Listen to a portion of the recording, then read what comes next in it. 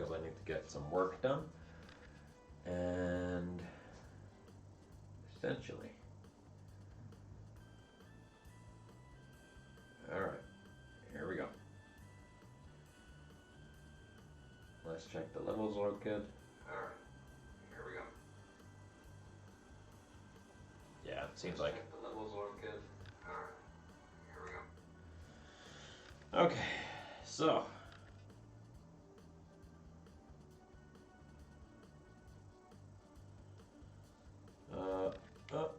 what we're doing today is, hopefully at the end of the stream, we will be putting on the first layer of oil on the Celeste. So first things first, we still need to finish up the headstock inlay.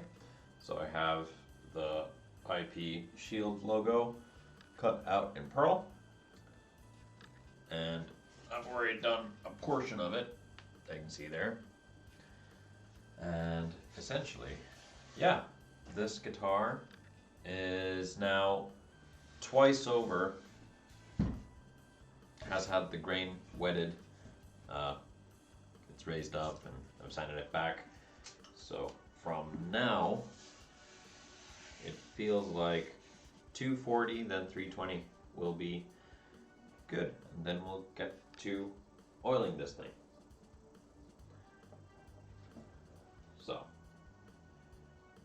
that's all well and good.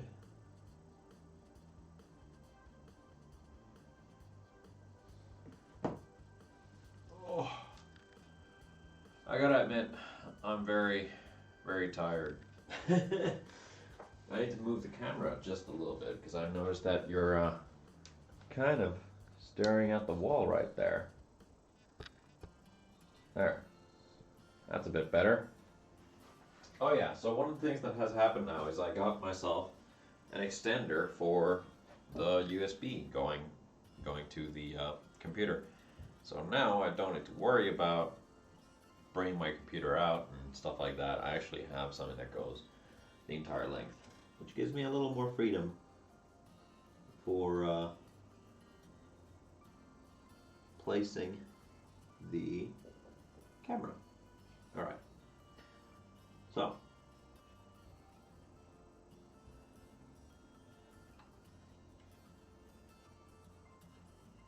gotta get this last piece of inlay in before moving on to sanding.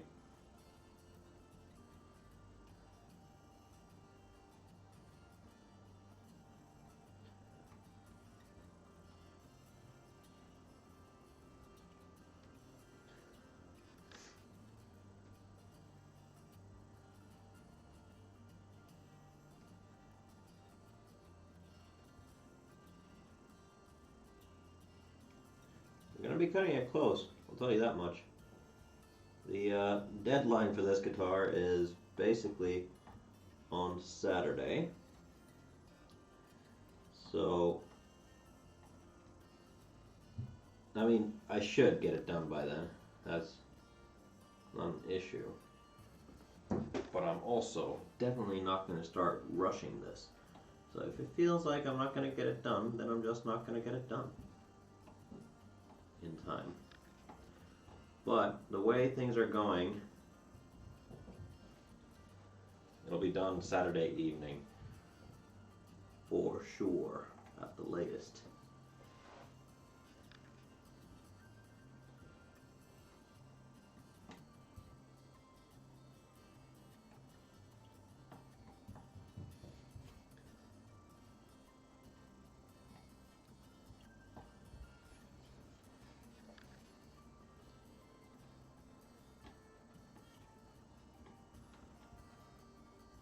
Yeah, I realize the camera is far to be watching me doing inlay stuff, but the inlay stuff is not the main focus of today's stream.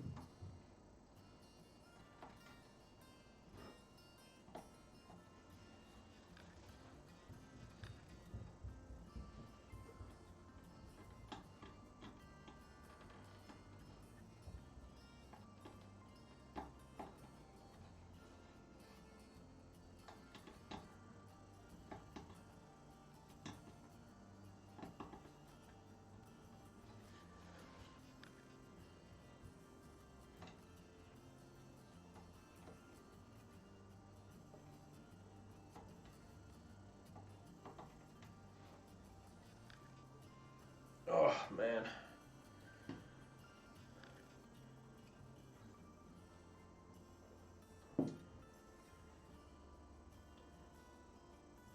See, this is really annoying. Now I'm looking at the stream screen again. It's still saying that the first 100 followers is at 0, where I actually have 15 followers. So I really need to figure out why that widget isn't working, because I would like to see it on there. So now it's not really helping anyone, now is it? Well, I don't know if it helps anyone in the first place even. Well, that makes no, yeah, well, could just turn that off as well. If it doesn't work,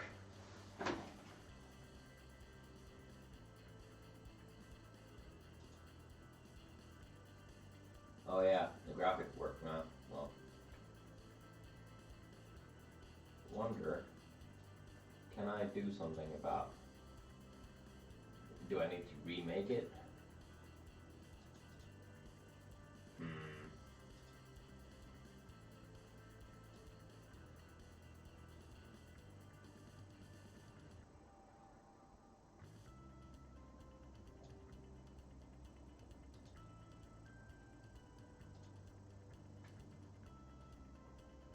Nope, still isn't really working. That's a bummer. That is a bummer.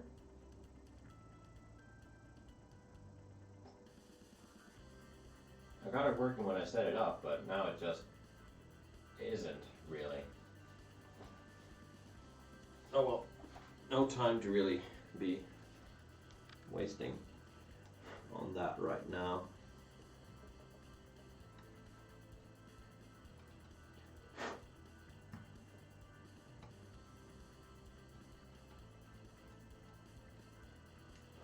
Realize that I'm probably blowing pieces of Wenge into my teeth.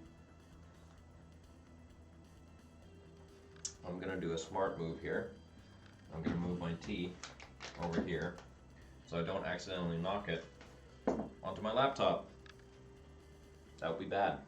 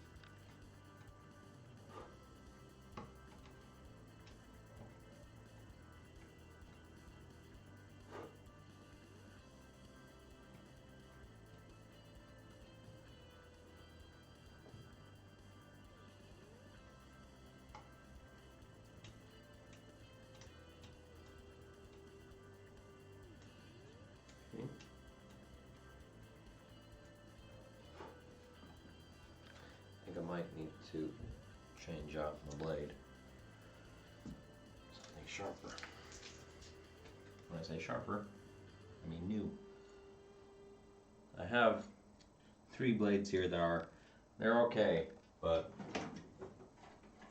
they have surpassed their usability. IMR, hello! What's up? Oil finish, definitely the best part. I love it. First things first, I'm just getting the headstock inlay finished up. Then we're gonna fine sand this, and then we're gonna oil, hopefully towards the end of the stream. I mean, I have to do it today, so might as well stream up until the point I get to it.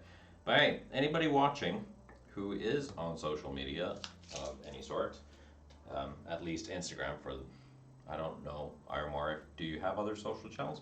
But anyway, people of Instagram, IRMR Guitars is a luthier to follow.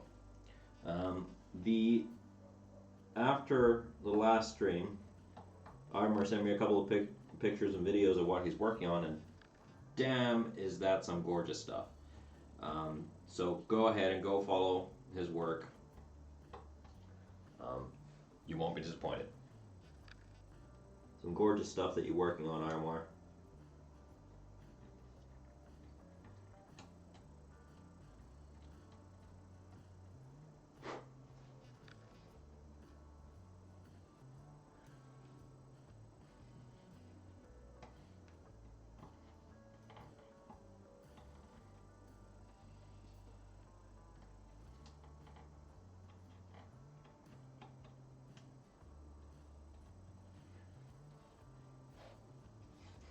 No problem, dude.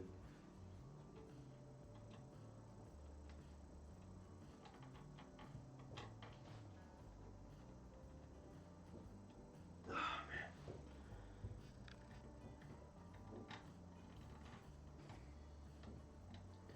Yeah, there's two things that, well, I already knew these two things, and well aware of them before I started doing this, but two things about inlaying that suck. Inlaying wenge is horrible. Inlaying anything that is symmetrical or geometric shape is a friggin' nightmare, because your eye will, no matter what, always see if it is even the tiniest bit asymmetrical, which makes it look like it, well, doesn't make it look that great. I am fully aware that my inlay is far from perfect. I can admit that. But essentially, this is the first time that I've done my logo in this way, and boy did I learn a lot from it. I might do it again, but only on special instruments like this one.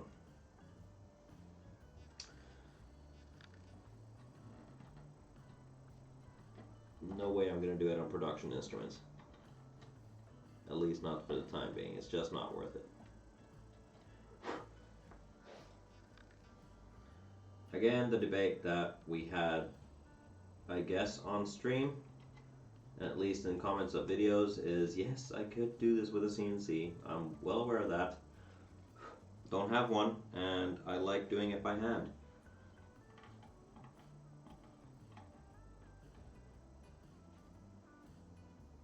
I love the fact that my stream manager just doesn't work on my phone. It says, try the stream manager on the phone. Makes it easier.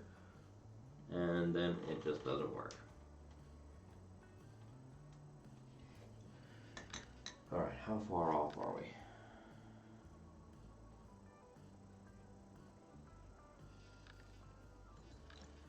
I think the outer dimensions are good. Inner dimensions are giving me a little bit of grief.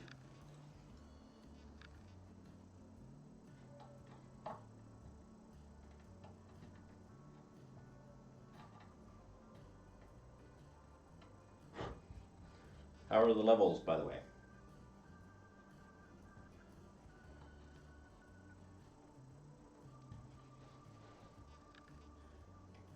Music and audio in general, okay?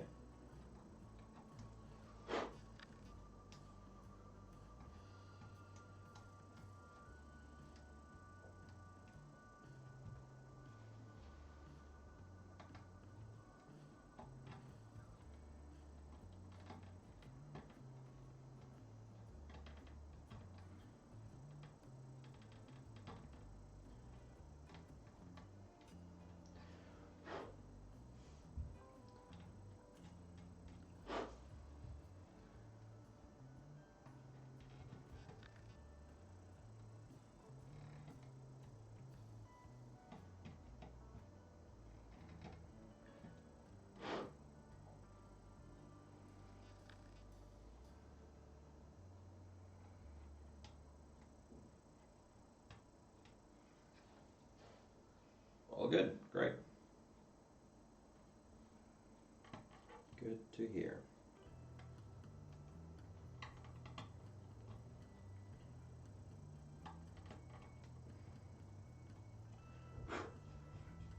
But yeah. Armor, how are you doing? Having a good day?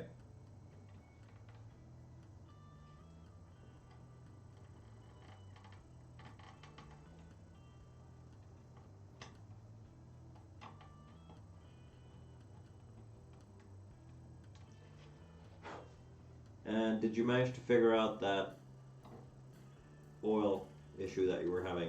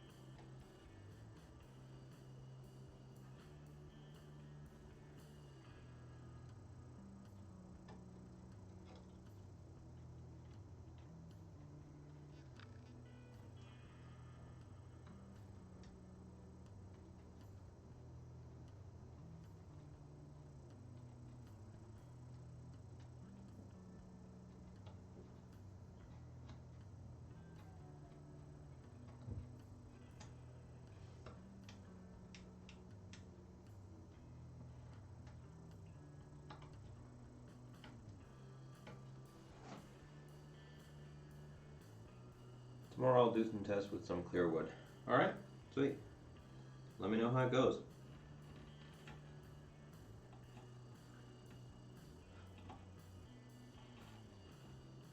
Because I do think it might have something to do with the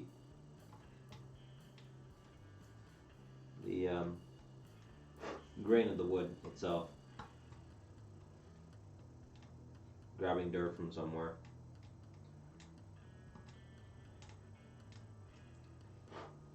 Like we already discussed.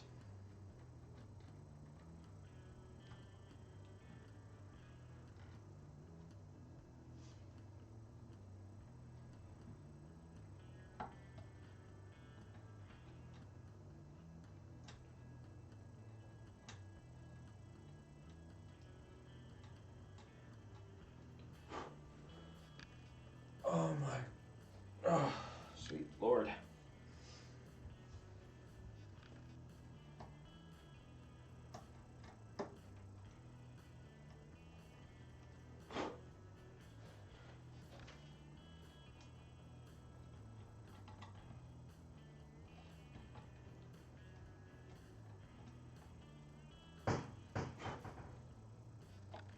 Upstairs neighbors dropping stuff on the floor, apparently.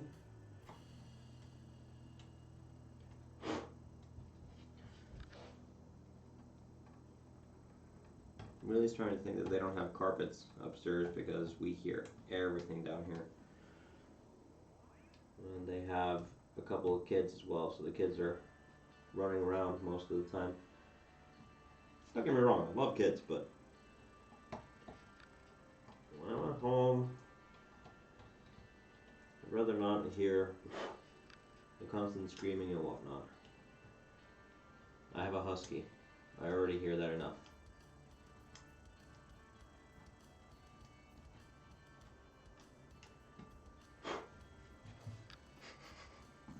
Sorry, random complaints about nothing at all. It changes the color also to yellow. Is there any oil that doesn't change color? Yes, but for the life of me, I cannot remember. I have some I think that was actually a sort of lacquer or varnish that I had that left it a lot lighter than yellow, but I honestly can't remember what it was, and my dad, I think, has it currently. But yeah, any normal, I say normal, any usual kind of oil, they are a bit amber in shade, so they do change things to a bit of a darker color, or then sort of like yellow. Meanwhile, when I put the oil on this ash body, for example, now it looks really, really light, but when I'm going to put the oil on it, it's going to turn pretty much yellow. It's just one of those things. But I know there are products like that. I just don't recall the name of any of them, which, you know, hardly helpful.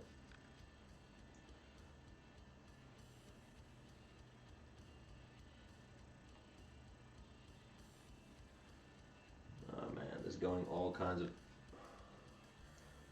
of wrong right now.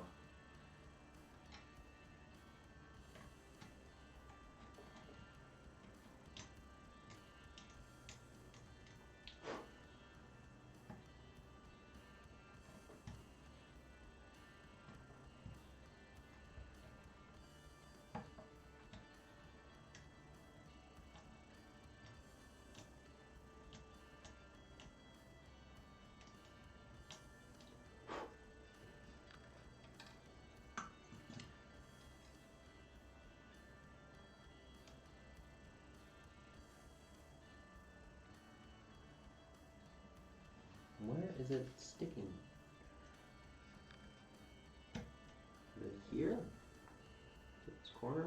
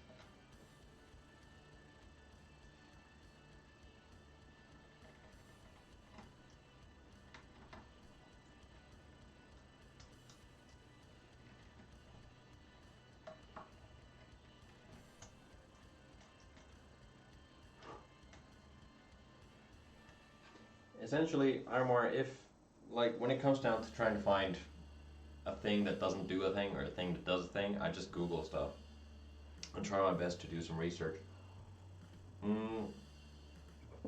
Woodworking forums and subreddits, stuff like that, they're also a very good place to go to.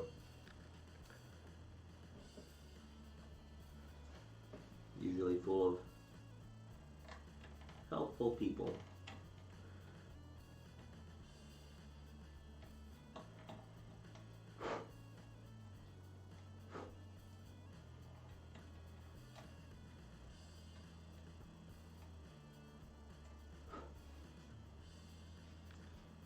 I should be sanding by now.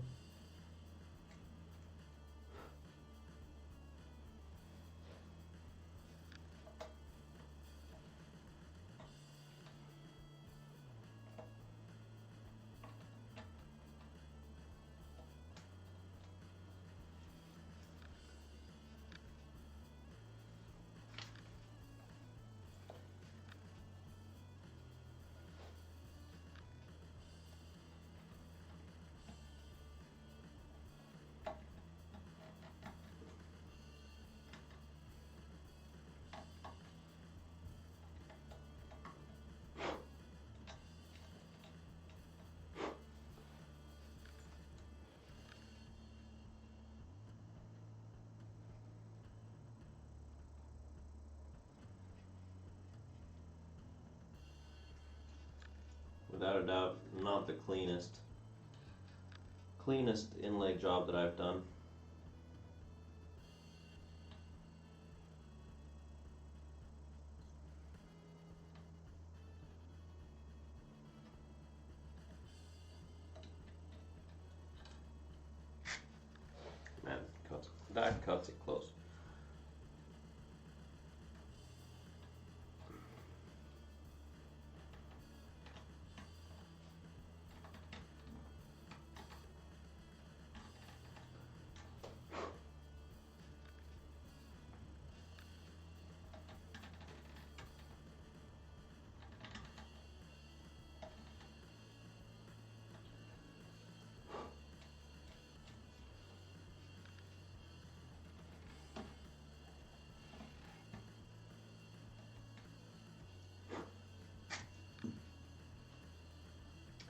I want to try epoxy resin someday. Yeah, that's actually a lot of fun. One thing to always keep in mind though, if you're epoxying wood and stuff, before you pour in the epoxy, I tend to use just a clear lacquer or something, clear coat of something. You can use shellac and stuff like that too, but give a once over to the cavity that you're about to epoxy, or then just put clear epoxy before you do anything, because if you don't do that beforehand, then the epoxy, if you have something that is colored, then it will seep into the grain, and that is something that you won't really get out. So if you actually just make sure that you have something basically covering the area before you pour in your epoxy, it should look much cleaner.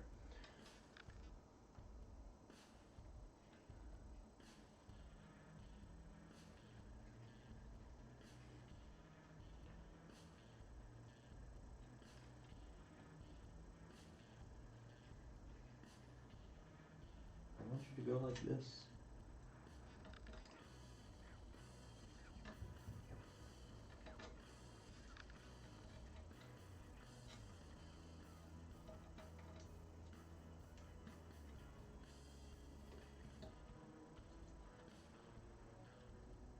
Almost there.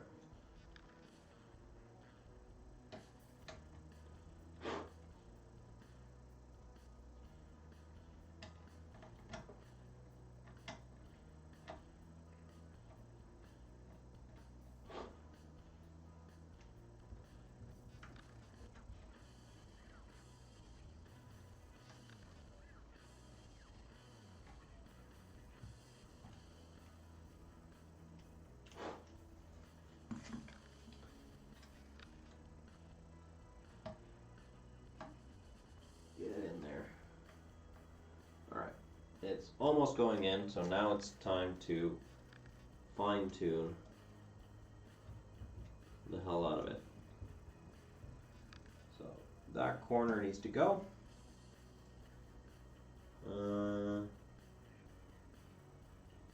That corner needs to go. Is that the only spot?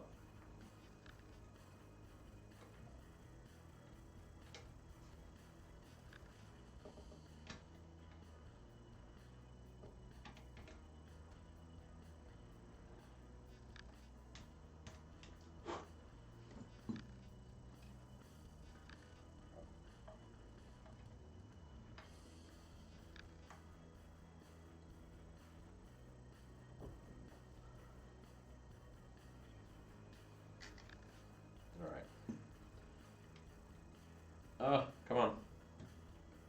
No, I can't get it out. No!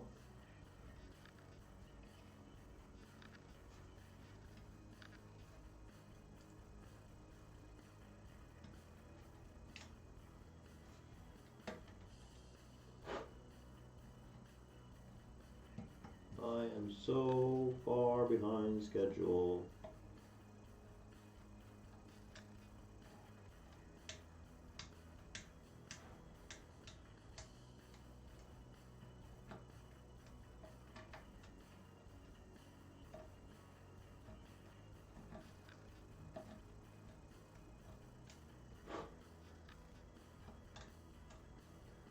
Because essentially I do need to get the first layers of oil on this today if I am going to make it. Then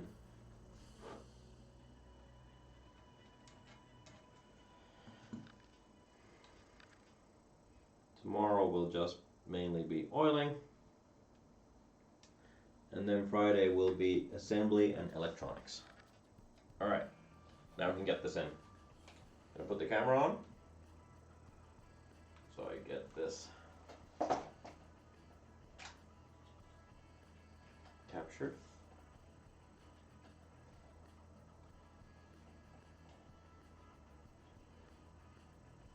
There probably won't be a video on the Celeste build this Sunday, because I'm not sure I have time to edit in time. Alright, gonna gonna glue this in, and then we're gonna move on to fine sanding the guitar.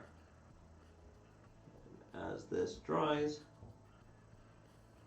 I should have more than enough time to get the thing sanded. Lightly gonna press it with the hammer here. No, that cracked a bit. No matter, it's fine.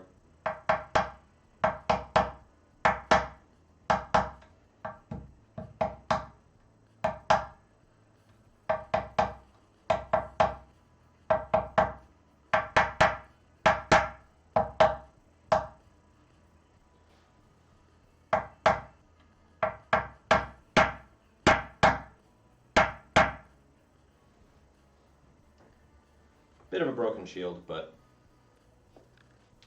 it cracked into the cavity, so I'm pretty sure it'll be fine. Do I have any wenge? No, I don't. Just wondering if I could have put some dust in there in the cavity, but by the looks of it, it should be pretty good. Just gonna add a little more glue. A whole lot. I'm just gonna annoy the hell out of me when I need to actually sand it. But now we're on to the very boring part, which is sanding the thing. I am, however, might not be wenge dust, but it is ebony dust.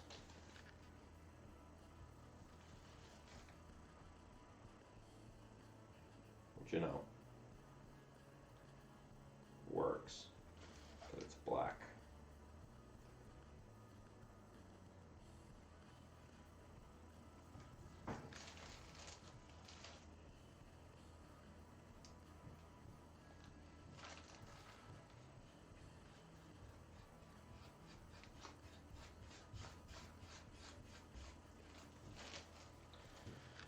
Okay.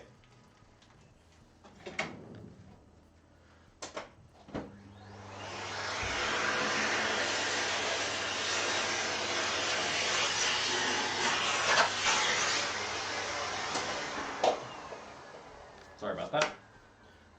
Alrighty, we are ready to do some sanding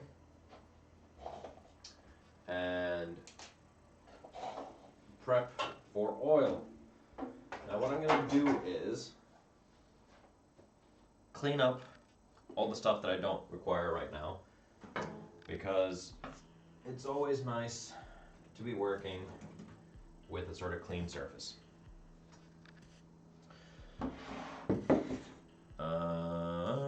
Don't need that right now.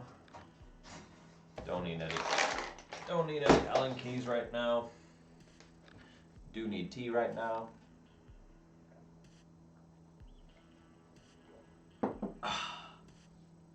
Don't need that. Don't need a pencil.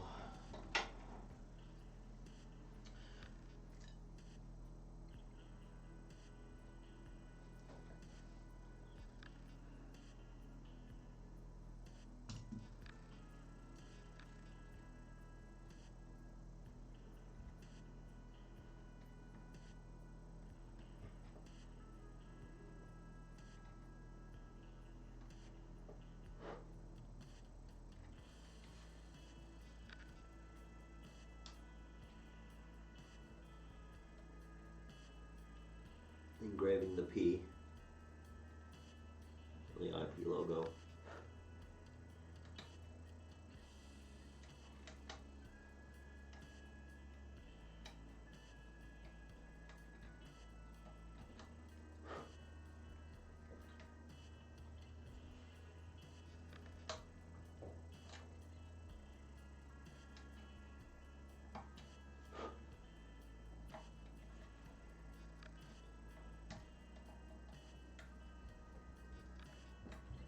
I guess get some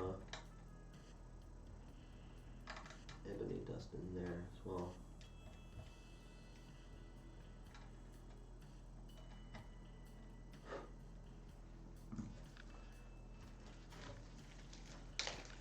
So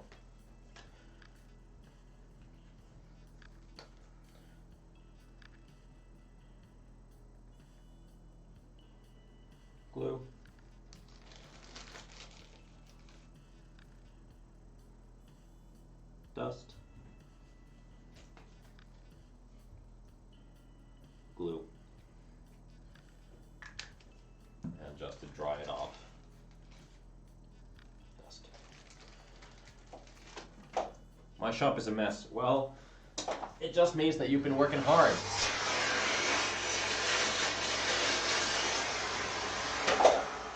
Well, yes, a clean shop is a happy shop. A messy shop is one that is seeing action. So, you know, depends on which way you look at it. All right, going to start with some 240 here. And yeah.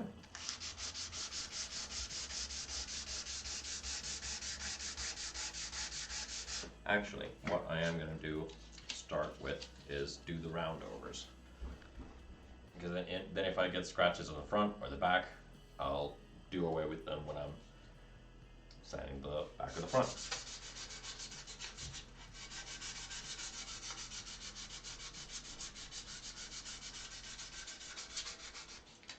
The grain has raised a little bit, far less than what it raised yesterday, which is always a plus. Means that it is working.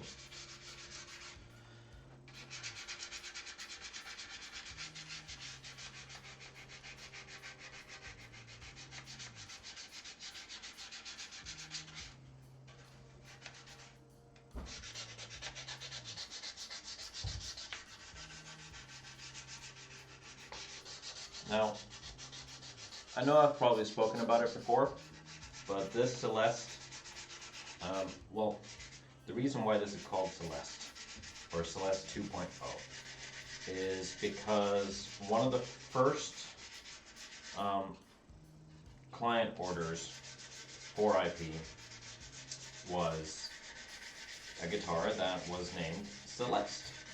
It was a semi-hollow Telecaster, and it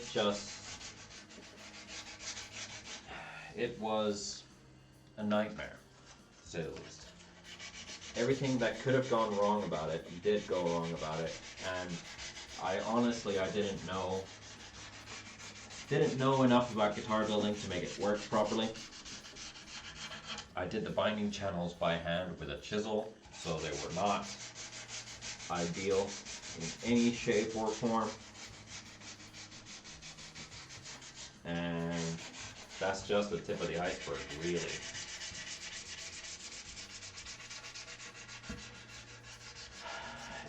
It had a lot of promise. It could have been very good, but at the end of the day, it ended up in the fireplace. Just to kind of, you know, it was therapeutic. I got rid of it. It had been haunting me for years, and I had already started gathering up materials to build it properly one day. So these materials that I have now used for this guitar, I have had, some of them I've had for over 7 years. Some of them I've had for 5 years, some a little less. But the idea and the concept of redoing Celeste has been a thing for at least 5 years or so. And now that I'm finally making it and seeing the potential that the guitar would have had, it is a very nice feeling. And I doubt it's gonna be something that I'll make again. Although, I say that, I have enjoyed this process a lot. If I do make it again, I will have different woods, of course, than what I'm using now, I think, at least. But, yeah.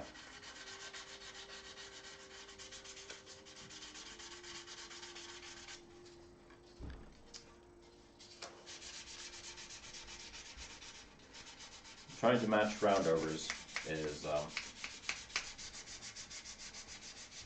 always a bit of a nuisance. But yeah, my main takeaway from building this now has been complete surprise over the fact of how quickly it has come together. I mean, it was originally designed as the guitar that I would make once I open up my own workshop, and that I would do as a sort of like time trial thing, try to build a guitar in 14 hours. But as I still don't have my own shop, and this opportunity rose up to build this guitar, of course I had to jump at it and finally get to it. I'm glad I did.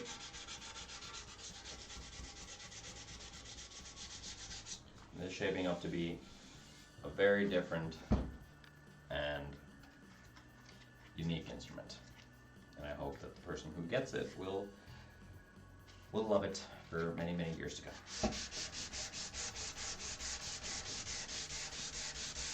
More will be revealed about this whole shebang next week. I won't say too much right now, but next week I'll let you know a little more, as I have handed this guitar over already at that point.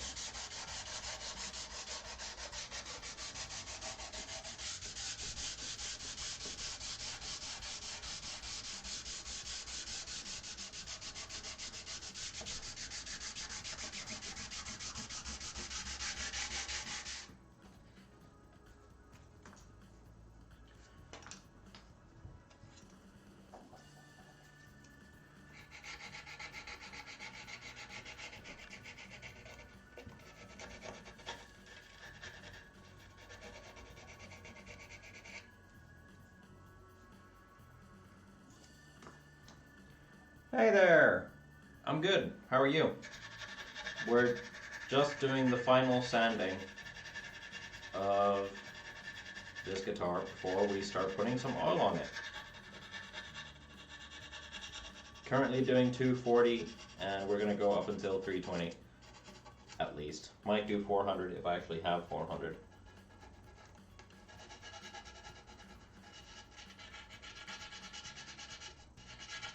Might do 600 if I have 600.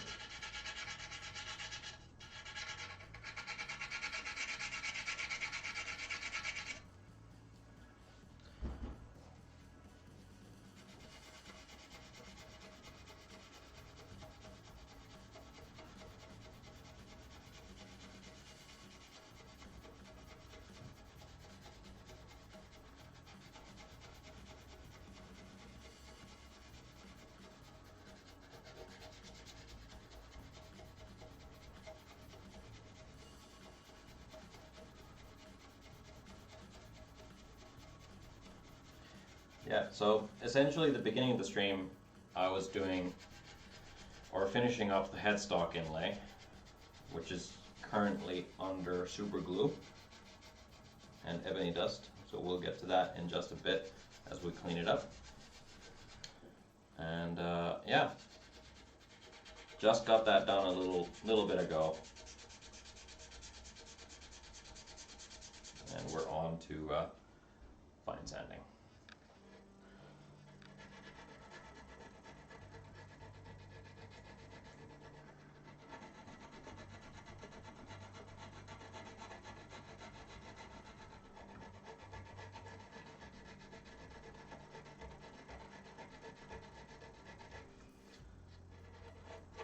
Good to hear you're good.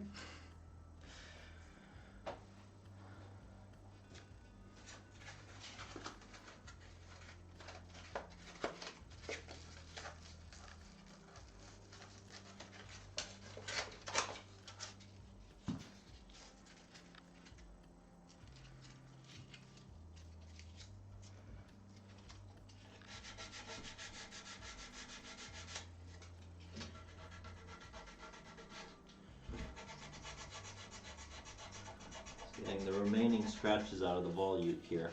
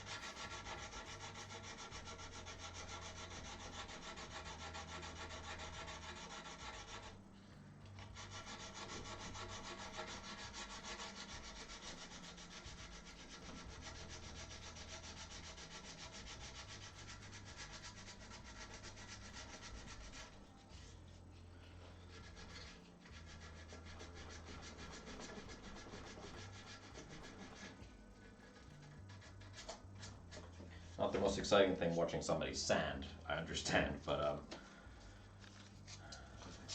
currently it is what it is. Woo.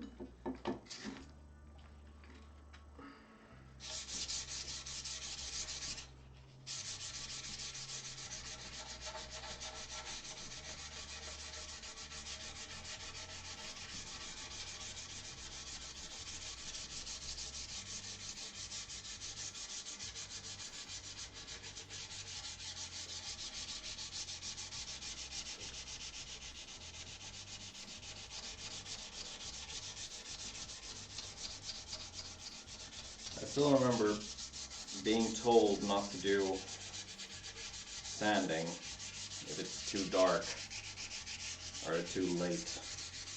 Especially not to do fine sanding if it's too late in the day that you don't have proper light. I do completely understand that sentiment. Swamp ash body, European walnut. I'm not sure whether it's swamp ash. Possibly. Wait, I'm gonna vacuum this real quick, and then I'm gonna show you.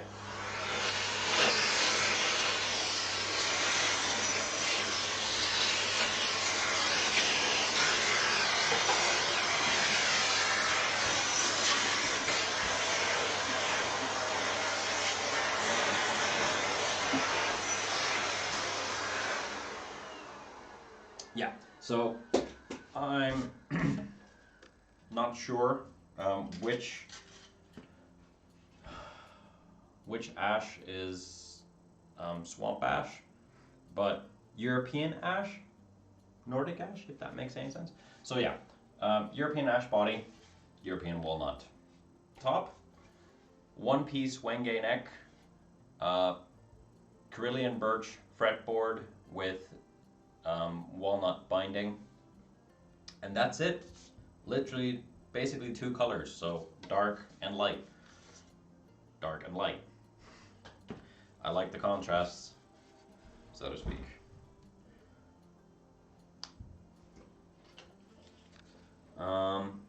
You know what you need? One of those long tattoo lights, the ones that you can move around, and our LED should be perfect for fine sanding.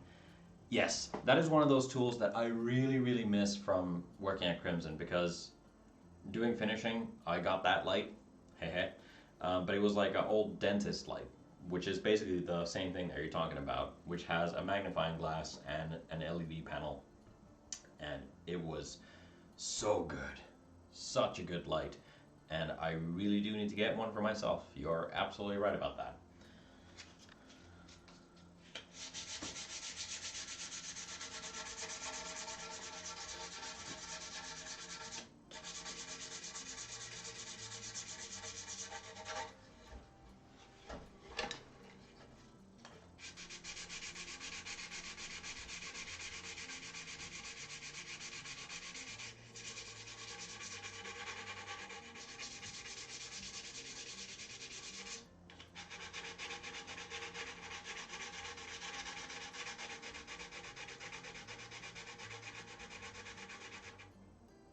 Oh, that's to die for. Love it. Not a huge fan of the F-hole though. I mean, I get it. But like I was saying earlier, I don't know if you have popped into the stream just yet, but yeah, the basic idea of this guitar, it is Celeste 2.0, and from the 2.0 you should already gather the fact that it is basically the second rendition of a previous instrument. And the previous instrument in question was the first custom instrument that I made, and it was abysmal, to put it very kindly. And this is my sort of redemption for making that monstrosity. And it had an F-hole, and this one does too, and the person that this is going to, I have a feeling, will really like that.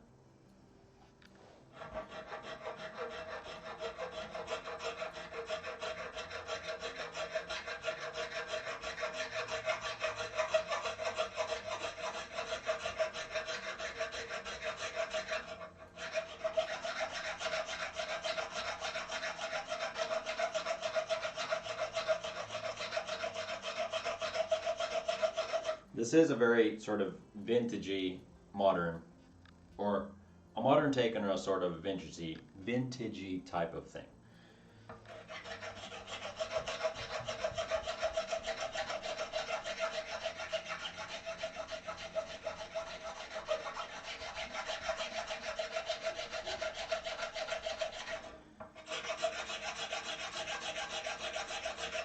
And I should point out at this stage, all the hardware is going to be gold.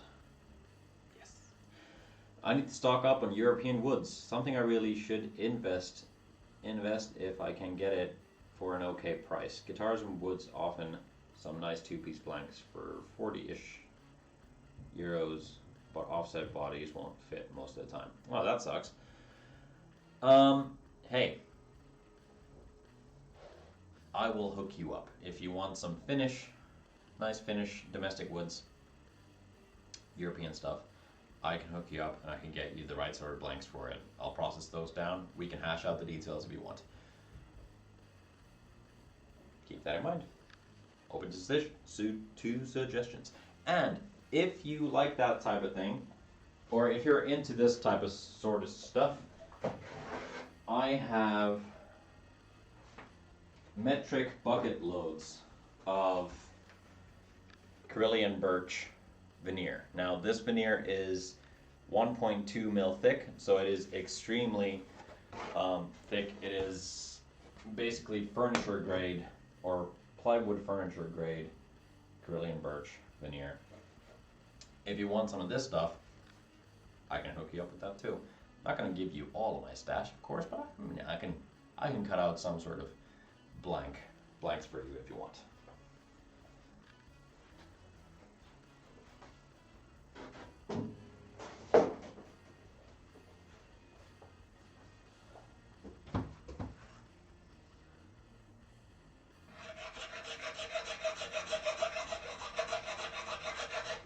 Oh, IOMR, same goes for you. Opens his, if you want some, let me know. I can try and hook you up.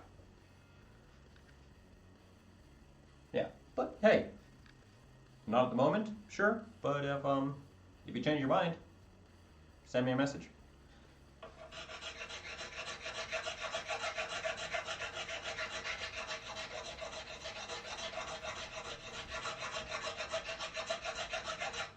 I actually need to go wood shopping fairly soon. At the latest, I need to go buy some lumber in like June, at the very latest. And good thing we're both EU. Exactly. Makes things so much easier because no import tax. Gotta love that stuff.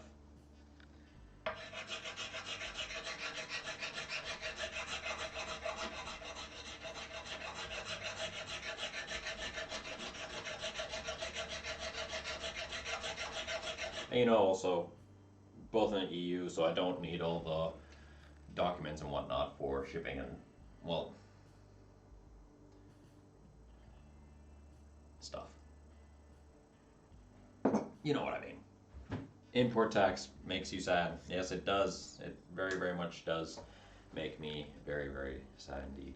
What was the thing that I just bought that cost a hell of a... Oh, I bought some radiant cutters from the UK. Of course, they got customs now thanks to Brexit, so they cost a whole lot, but well worth the money. And yeah.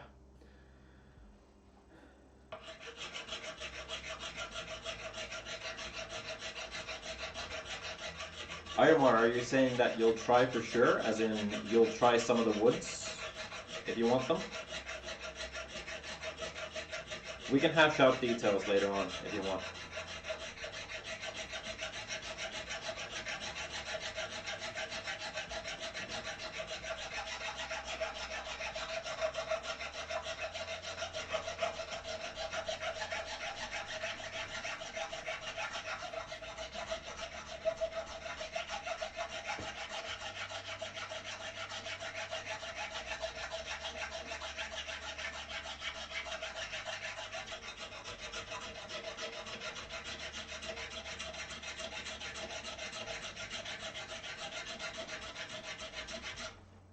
Okay, need to sand that down with something a little bit coarser than 240, so grab some 120.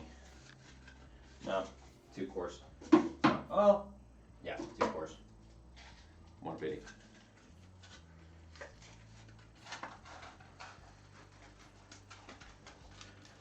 Sourcing wood from outside EU sucks because of the wood transport laws. There we go. That's what I was looking for. Wood transport laws. Yes, those suck. Which is one of the many reasons why it's like, well, yes, I would love to use exotic woods and stuff like that on builds. Sure. But I'm gonna try and stick to as much domestic woods as I possibly can. Of course, when it comes to the fretboard and stuff like that, because I want to use ebony, I'll have to source them from elsewhere. Found a really good site for some ebony from Germany, actually, so I'm going to look into that.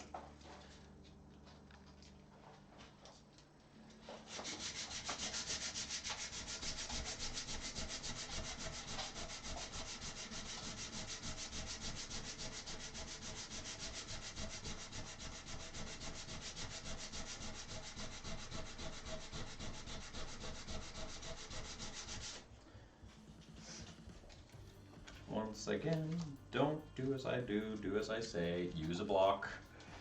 Use a block. Dude, I also settled on a finish for my build. Sprayed see-through white top with black first and back. Dude, if you can do that, that will look so freaking cool. Best of luck to you. That doesn't sound easy, but that does sound gorgeous. No ebony. Rich light is the new ebony. It might be. It really, really might be. I'll have to look into it. I just like ebony. I can't help it. Yeah, rich light is one of those things where it's like I want to look into it. And then there's also this Sono wood. That's another Sono wood where it's as if I remember correctly, like stabilized wood or something like that. But that's also something that I'm thinking about.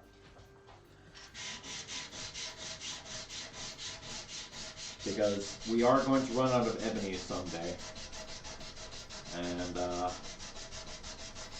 need to think of what to use once that time comes.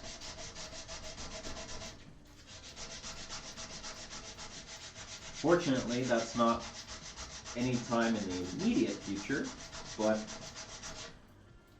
and poaching has gone down a lot more thanks to some bigger names in the industry that have been saving and using striped ebony instead of just the dark black stuff.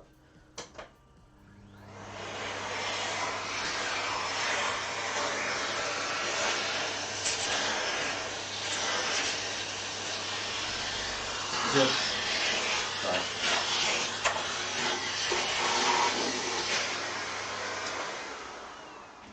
It's either Martin or Taylor guitars that shape sort of like a rainforest full of ebony. But yeah, check it out. There's the headstock inlay. Not perfect, like I said, and it did crack, but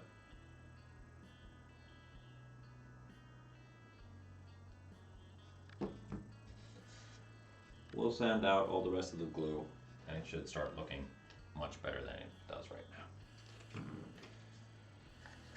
Stabilized wood is awesome. My builds will be ebony free, but maybe I will stock up on some ebony before it's too late. Yeah, I mean,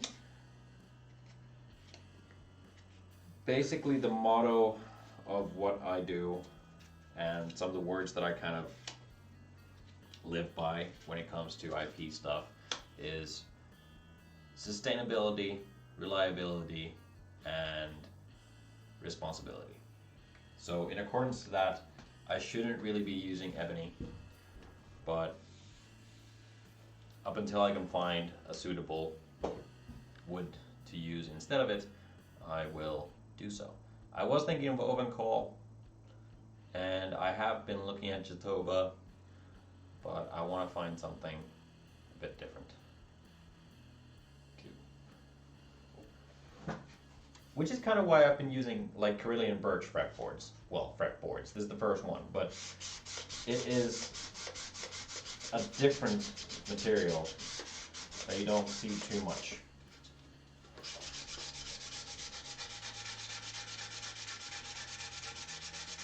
And if this proves to be a very successful build, then I might look into doing some more of that. Hell, it looks awesome. Just more in use, will it stand up to the abuse, is more what I'm trying to figure out now.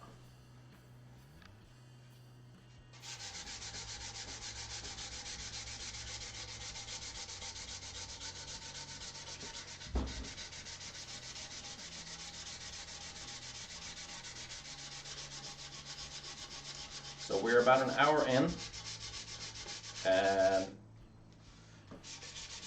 doing fine sanding. Nothing wrong with that. I am going to finish the fine sanding and put on the first layers of oil, or the first layer of oil on the stream. So this is going to be a bit of a longer stream than usual. If you gotta do something in the meantime, I completely understand. But do check in if you do leave, because when the oil goes on this top, you are gonna want to see that. And I am gonna fix the camera angle to be a lot closer as well, so we can get a good look at it. Because yeah, it's gonna be sweet. I've been waiting to put oil on this top for a very long time.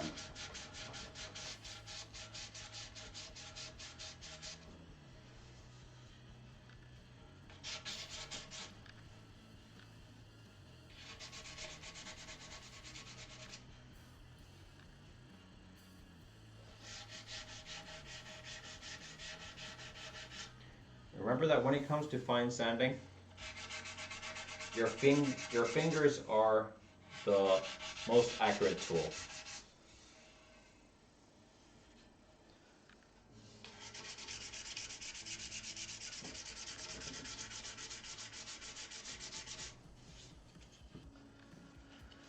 Just wondering, for making angled necks, what would be the best and low waste way of doing this? No scarf joint. I've seen a dude, Red Layer Guitars. Yep, Jort is an awesome dude. To make his necks from strips that he cuts and uses index pins when gluing. Thoughts? That is a very good way of doing things. That is what I have done, for instance, with this neck. This is my 7-string. So this is basically strips that I've cut that are like this from maple and walnut, from 2 pieces of wood, and then glued together. I don't have pins in them. I've just made sure that I've kind of rubbed them together so that they don't slip that much, and I had a little bit of excess so I could work it down. I only have a bandsaw and a router and some hand tools. Sadly, no thickness sander. Sorry, my typing is all over the place. Don't worry about your typing. It's completely fine. You should see my typing. Yeah. So if you only have a bandsaw, a router, and some hand tools, great. So cut up your strips, and they can be wider, and they don't have to be the exact right dimensions of everything that you're gonna do, as long as you fill up the area that you need to fill up, then you're fine. You can use the locating pins, keeps things in check. If you don't have any locating pins, don't worry about it. Actually, make things a little too long on both ends, You can put nails through or even screws all the way through, and that holds everything in place, and then just clamp along.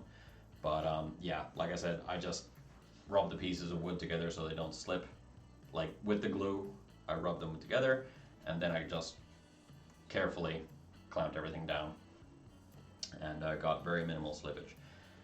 Then, of course, cut it a bit more down to size with your bandsaw. Then if you have hand tools, I'm guessing you have a plane of some sort, you can get your flat on your truss rod side, so your fretboard side. Get your angle cut properly or plane flat properly, and get your heel flat. That is a very important dimension as well to get right. And everything else you can just carve along. What about grain direction? So, my grain direction is I abide by the rules that I was taught in school. So, when gluing up pieces of wood, I have the grain going that way on that piece of wood, then they're going the opposite direction on here, then on here, yep, they're going that way, then that way, and then finally that way. So I'm alternating. So when the wood starts to move as it ages, the forces that are pushing up against one another, they're literally doing that. They're pushing up against one another and they're kind of canceling each other out. That is what you want. Because if you have all your grain direction going in that way, of course you're then going to start ending up with a sort of twist. In the worst case scenario, if your wood hasn't completely dried. If it's very, very, very dry, then you should run into no issues. But I'm sorry I'm babbling. But yeah, just when gluing up multi-laminates, make sure your grain direction switches directions in between the laminates, and then you should be just fine.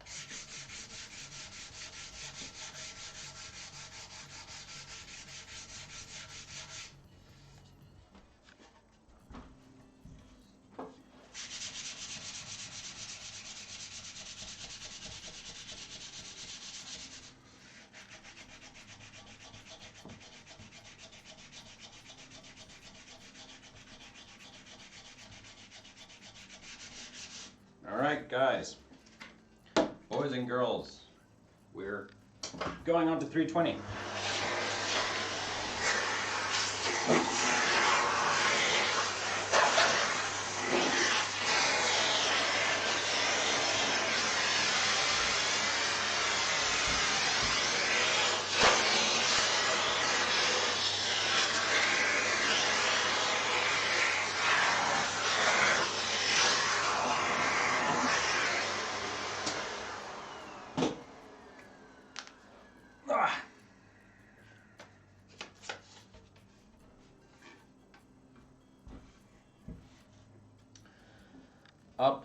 Up, down, yes. But when it comes to buying rough lumber for doing multi-laminate strip method neck, what do you look for? Quarter sawn or plain sawn? Honestly, I'm trying to think of if I have almost any wood that is quarter sawn. Very hardly at all. Most of the wood I use is plain sawn, and because it's something that I have readily available. And it hasn't done me wrong so far. Basically, if you have quarter sawn pieces of necks, or If you have quarter sawn wood and you're doing a multi-laminate, then you don't need to worry about grain direction at all because all the grain is absolutely straight. So you don't need to change the grain direction. Of course, then you don't need to worry about anything at all. If you have the plain-sawn stuff, then you need to switch around the grain directions. That's basically what it boils down to. A few days back, I had analysis paralysis because of that. Oh, I get it. Yeah, I get it. But yeah, it really depends. If you want to go for quarter sawn, go for quarter sawn. It will be straight grain and you won't need to worry about it as much. If you have plain sawn, then you can work around the construction methods to help it, basically. This Wenge neck that I have, it is a one-piece neck, which is something I don't do often, and it is plain sawn as well, and it has barely moved in the 3-4 years that I've had it.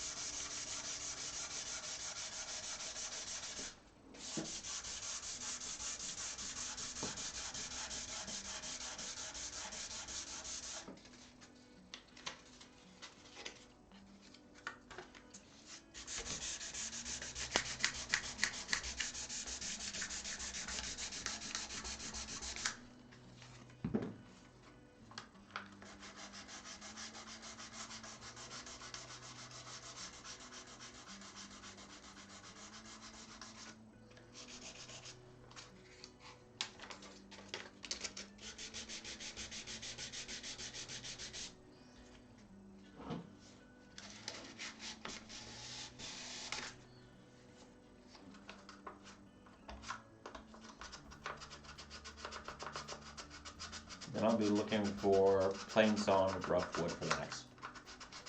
Yeah, I mean you should be just fine. If you're doing multi-laminate necks in the first place, you should be just fine. If you were doing one-piece necks, then of course, then I would say, you know, look for quarter sawn because it will just be, you know, a bit more of a sure thing. But multi-laminate, I don't see it making too big of a difference. The construction method already takes care of most of it.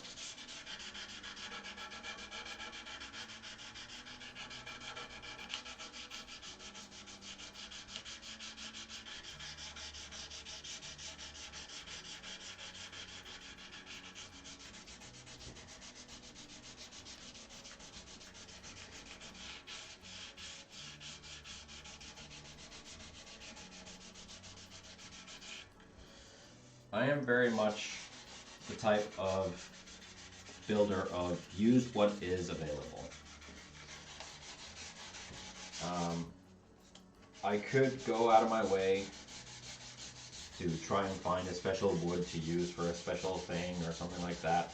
And I'm not saying that I won't ever do that, I probably will, but why go through all that extra trouble? Like personally, I wouldn't go through, I need to think about how I'm going to phrase this. Personally, I am just fine with using what I have domestically, readily available at the vendors that I use.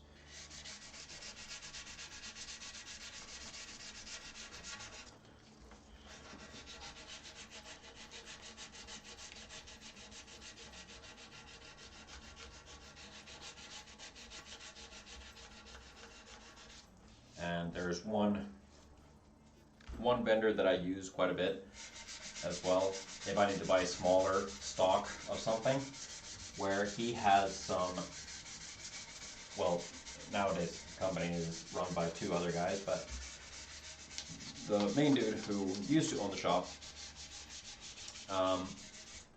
he has some really cool things coming in every now and then, and some nice exotic stuff too. So if I'm looking for exotic woods, I could ask him for stuff, and if I need some exotic woods in bulk, I have another place for that, also domestically and available.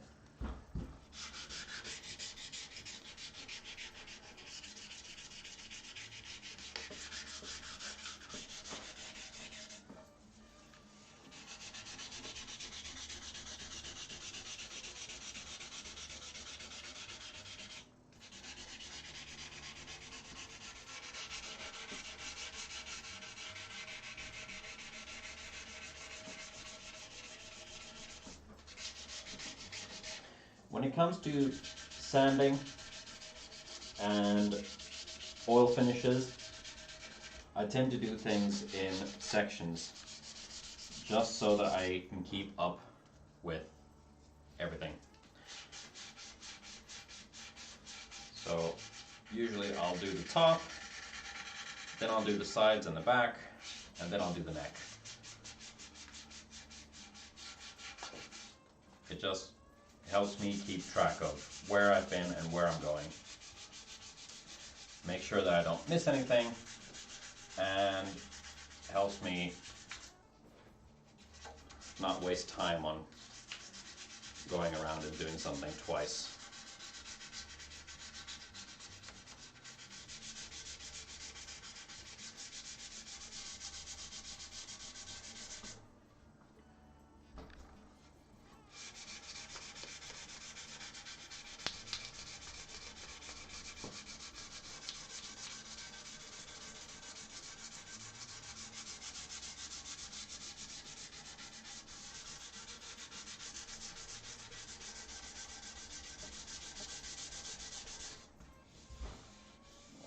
So nice and smooth.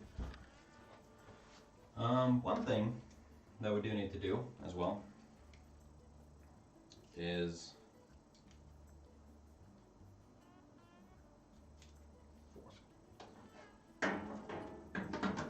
there's already one strap button hole, so we can get the hook at the end of it, so we can actually hang this up.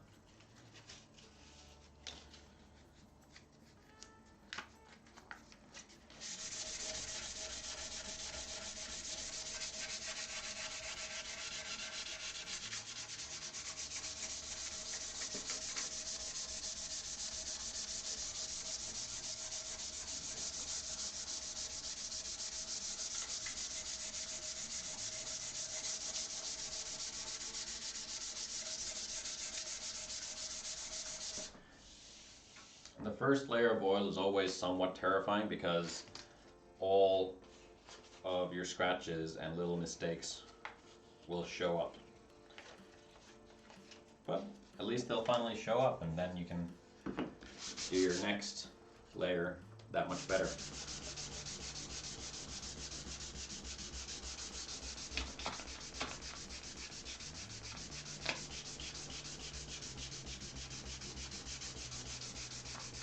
I'm so stoked about this back plate, which also needs the serial number on it.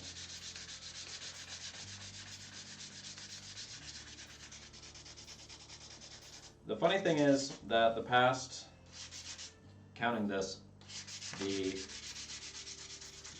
past 3 serial numbers have been according to the year that they've been made, or a year that they've been finished. Or a year that they've been made, yeah, that's right. 2019, 0019 is Johnny's 3-string fretless bass. 2020 was Johnny's headless bass, so 0020. And this will be 0021. 2021 and the year 2021. I think that that's just funny. So I am going to do that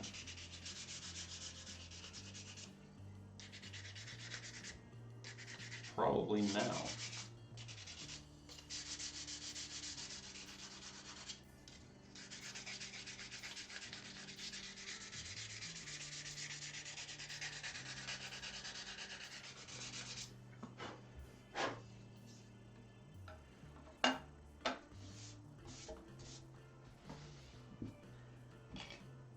Headless base hardware is expensive. Yes, it was. It was very expensive. Let's just get a camera in here while I do the serial number.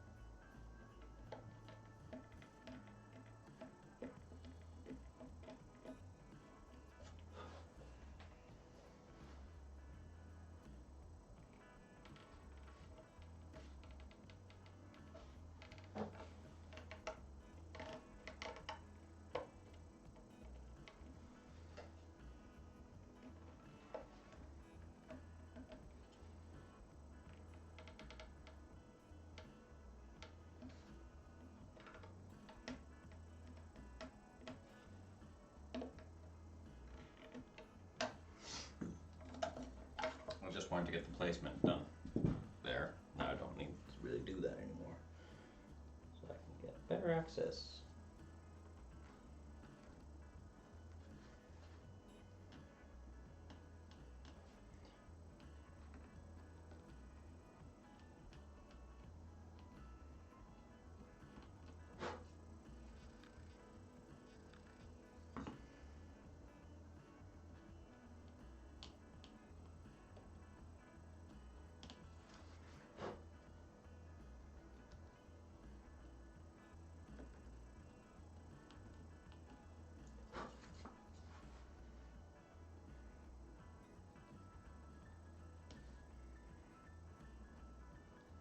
really need to get some number punches.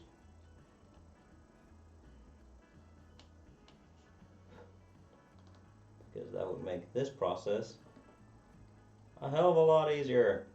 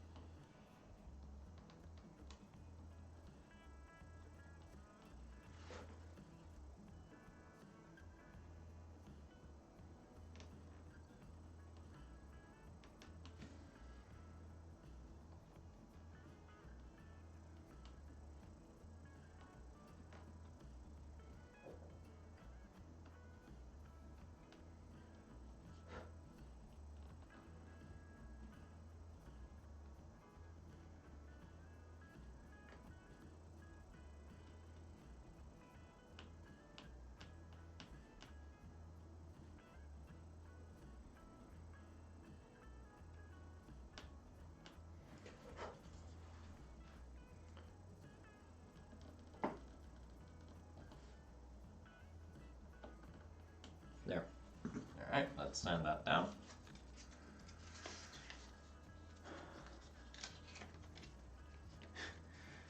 Should put on some blood blind.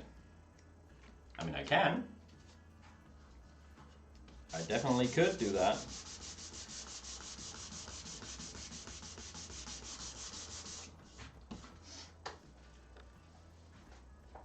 It's copyright free. I'm the owner of the music. I can put on whatever I want. Fine, you asked for it.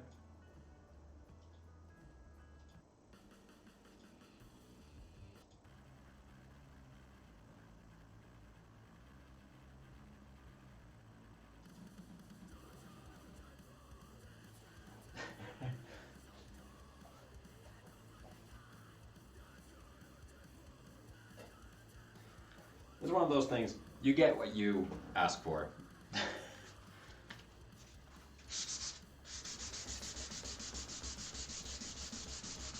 Are the levels okay? That it's not too loud?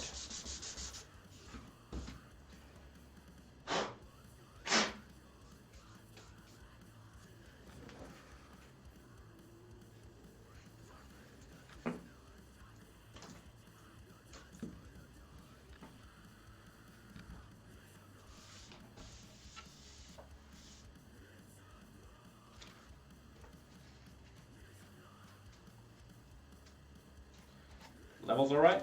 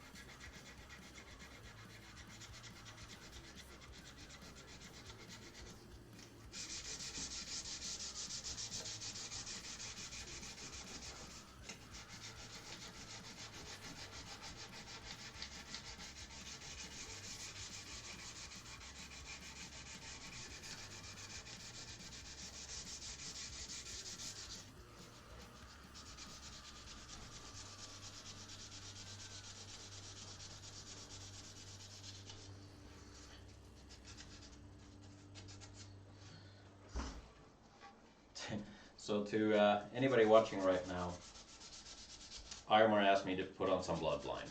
Blood Blind is my band that I do vocals in.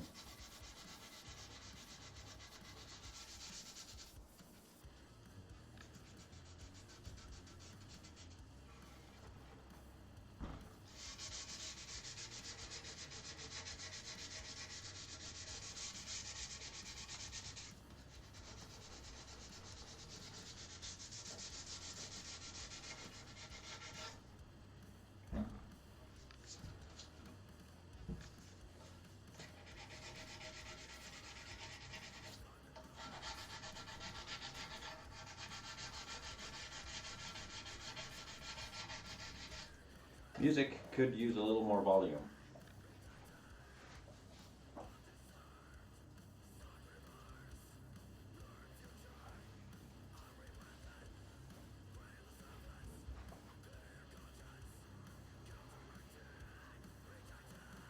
All right.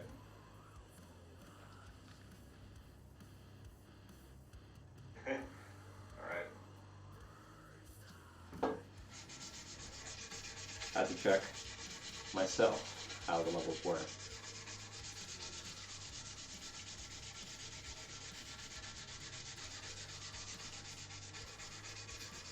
I don't know what volume the rest of the music is on this playlist, but we'll see. Basically, I'm using the YouTube music library, and I've added in a couple of Bloodline songs on this middle playlist, just because, you know, gotta do that promotion stuff.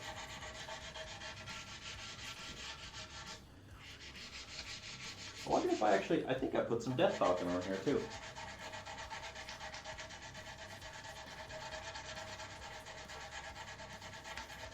Now, Death Talking, on the other hand, is my Star Wars metal parody band that we really should finish up the last songs on. Still a few more to record.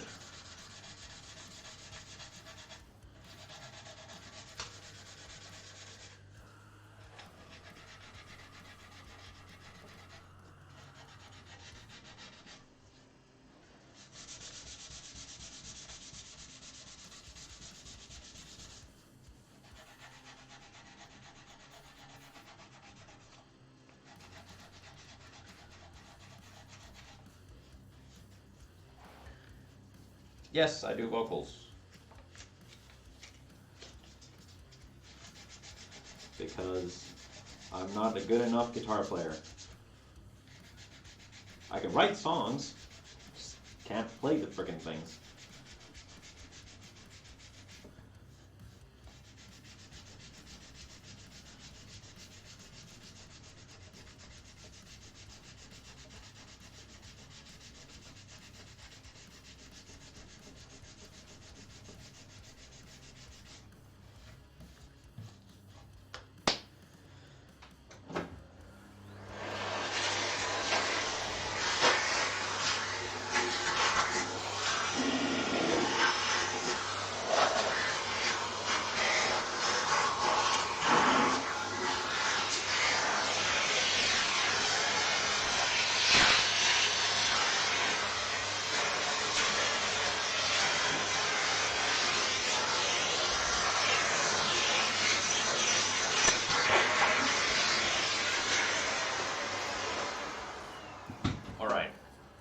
Guys, very important question. Should I go overboard with sanding? So, let me rephrase. Should I, now that I've done 320, should I do 600?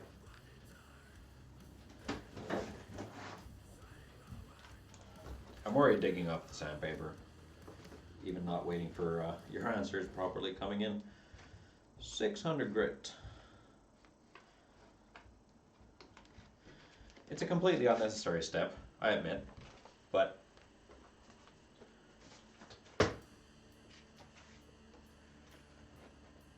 what's playing now?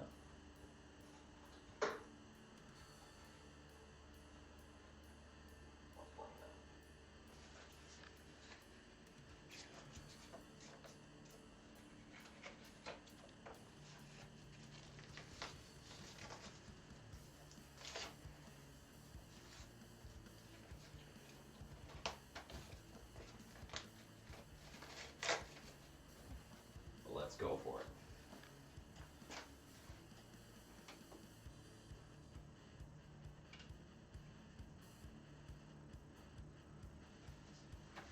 So 600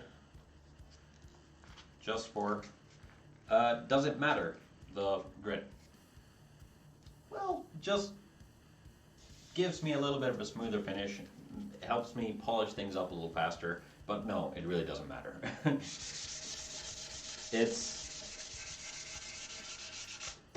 It's overkill, let's put it that way.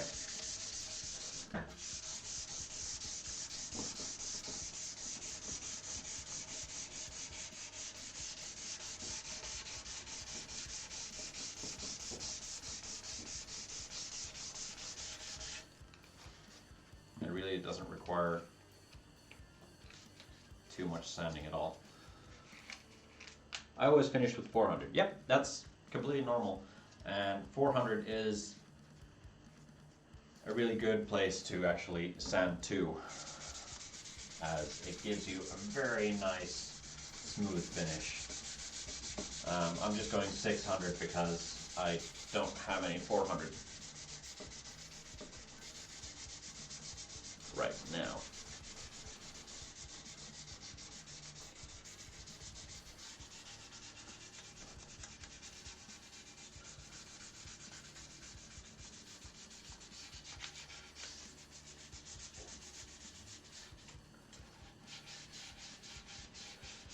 I am working on my own little song with no vocals.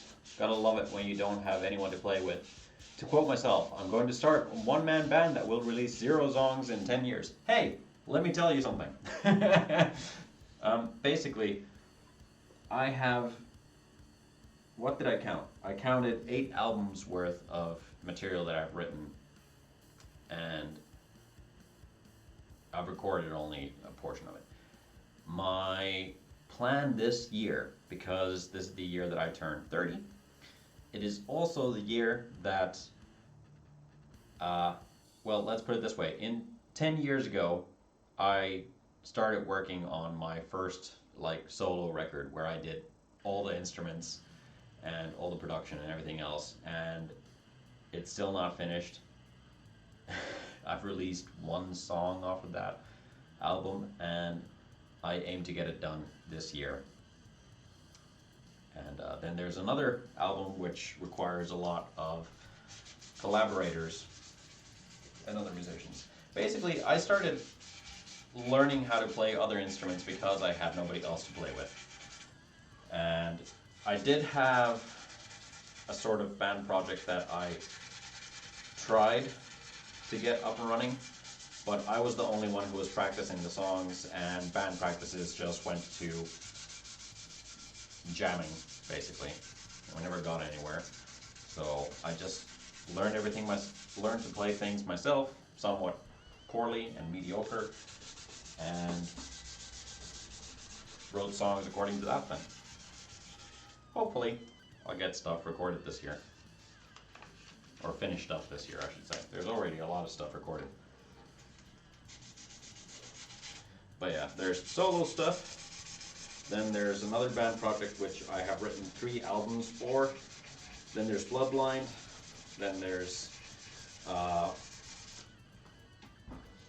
Death Falcon. Then there's this sort of mathcore proggy stuff that I don't know when it or if that will ever see the light of day. And then I wrote a couple of pop songs that I'm probably never going to do anything with. Musicians, am I right? That reminds me of the time I was in a band. Yep. I've been in a couple, and they've always fallen through, except with Bloodline now. Which we finally, last year, got our lineup together and properly motivated people, and everybody puts the work in, and we've been writing songs like crazy and looking to release a lot of new material this year. So that's always well and good.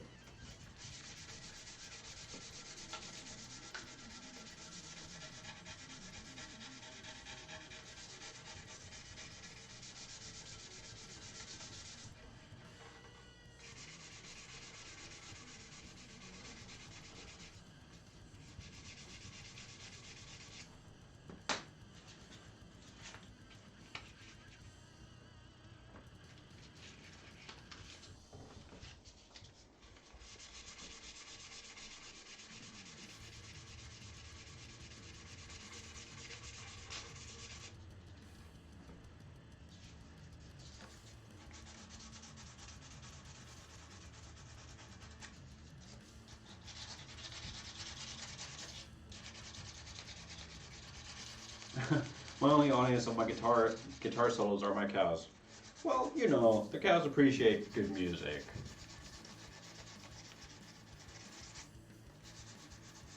So, at least you have an audience. That's always nice.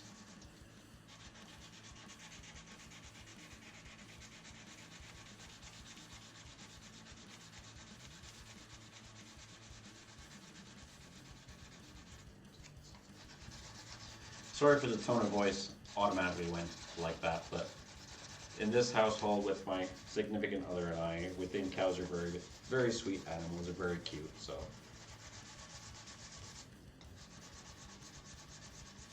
Or we know they're very sweet animals.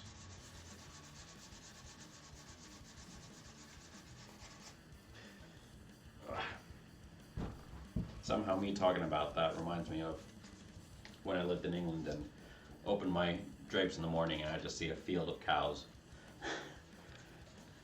That was countryside living back in that day.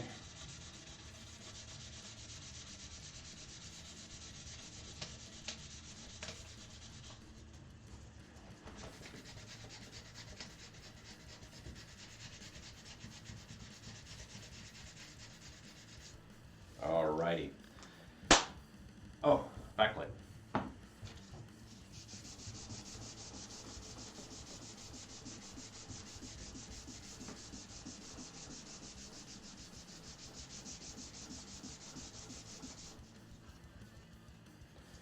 I know this dude that only allowed me to play through 1 amp sim with the tone preset he liked. They didn't even bother to ask me what I love. Yeah, I know those types of people. I know those types of people. They're difficult to work with at the best of times.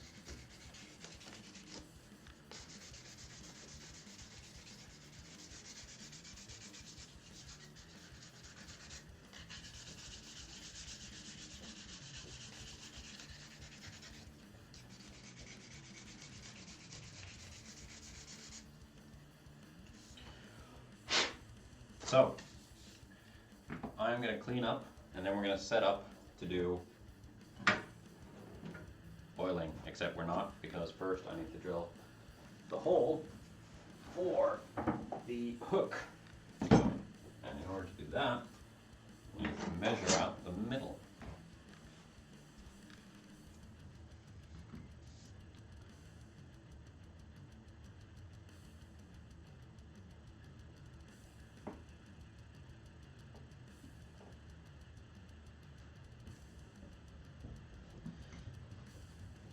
Now that I've sanded things, and I can actually see the middle lines, or the joint lines, it's really annoying to find that there's no way that you'll see this.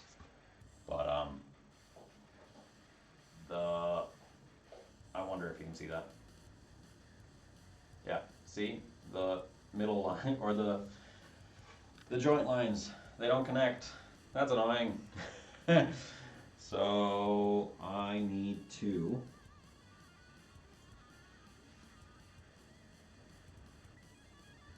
put that here. Yeah, I need to put it according to the middle one of the top,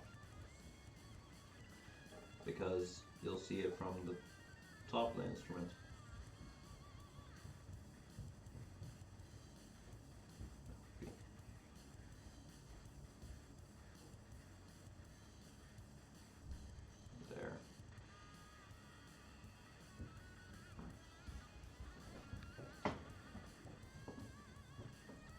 I had to bring it up just a little bit because the reinforcement for the strap pin is, of course, on the body. Where did I? There.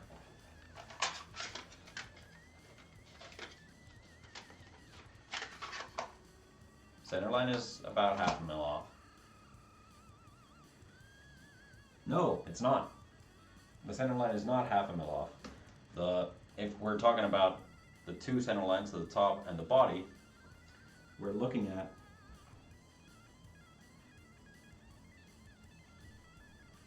$4 mil. difference. That's huge.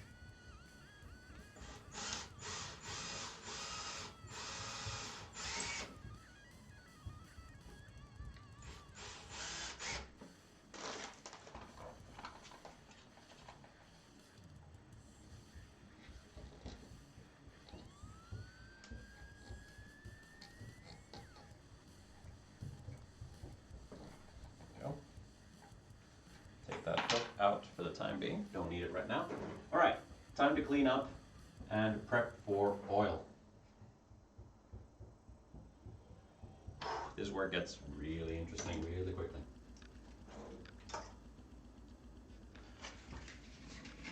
That's still usable. That's not. That's not. That's not. Spent. That's spent.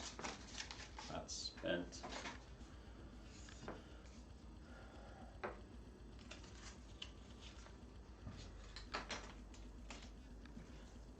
All right, boys and girls. Getting to the main event, so to speak. The best part. Oh yeah. Oh yeah. I am. Wait. Oh yeah. Sorry, gonna catch up. So now I'm debating whether or not I should buy an interface because I still suck in music, and aren't musicians just screwing around doing stuff without actually fully knowing how and what? Exactly. That's how I learned how to do some of the stuff that I do. Just go at it and see what sticks. Interface wise, what kind of interface are you talking about? For instance, like for my setup, which is really minimal, it works fantastic, and it's very much, I got it now streamlined to it functioning. So I have the guitar goes into my Fast Track M audio card, then that goes into my DAW of choice, which is Logic, and then in Logic I have Neural DSP plugins, and the Neural DSP plugins are so good. They are definitely worth the hype. They have killed it in making plugins that actually sound like real guitars.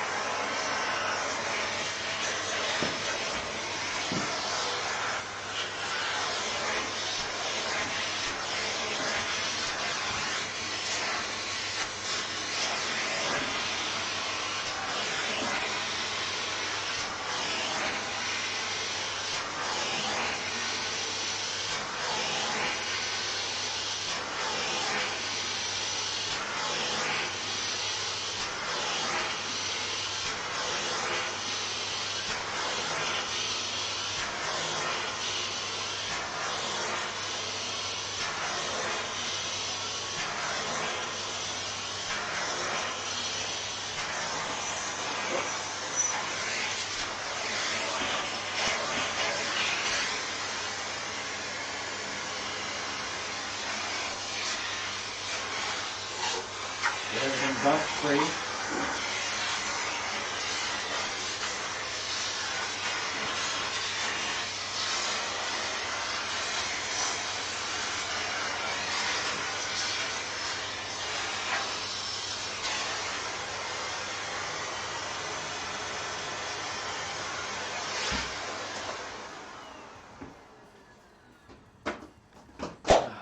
And then we're just going to switch around switch the music a little bit.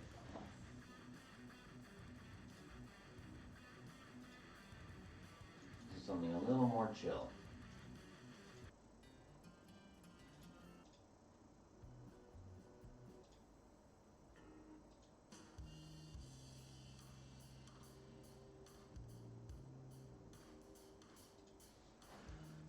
There.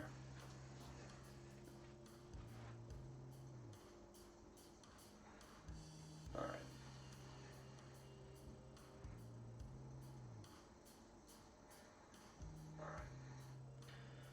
promised to get you guys closer to the action.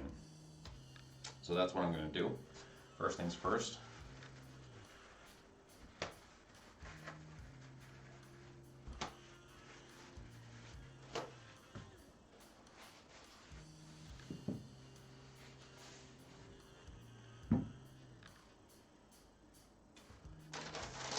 Get everything ready. I'm going to be using Liberon finishing oil. I was going to use tung oil, couldn't find any, then I found this, which is basically made up of tung oil. So it should suit my needs perfectly. Alright. Guitar there. Actually, let's bring it a bit more into the light.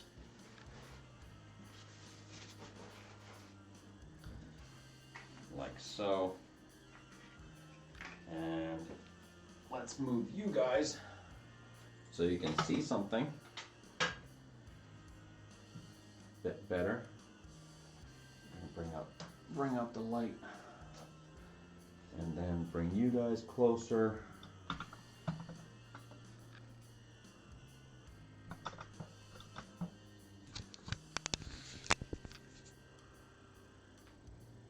I'm guessing you'd want to be even closer than this.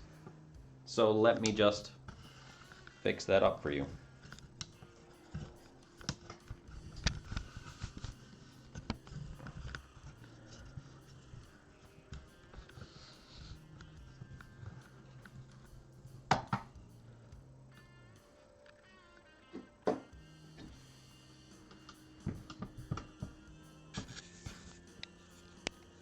Oh, this doesn't tilt enough.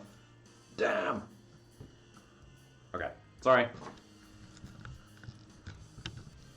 I do have another tripod for this, but I don't have time to set that up.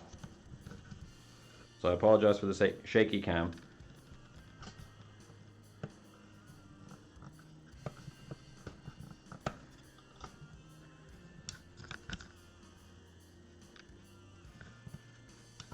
But I think that's probably pretty good. All right.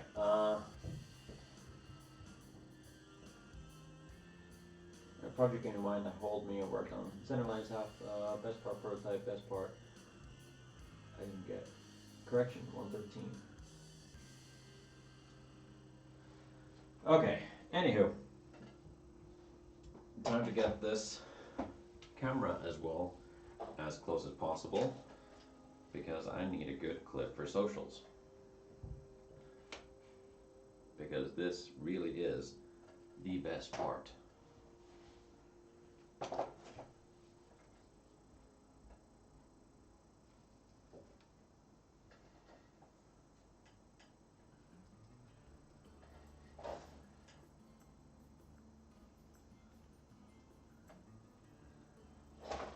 Okay, now the first initial layer of oil that I put on, I usually always put on using 1200 wet and dry.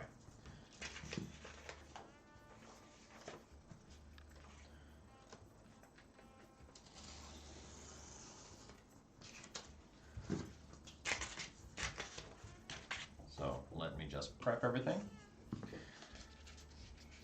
So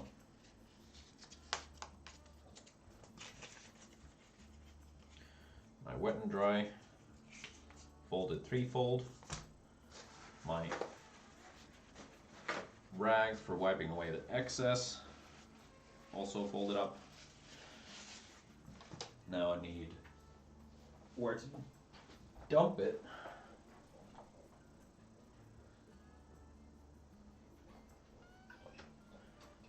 Because it is prone to self-combustion, I need to put it in the container with water.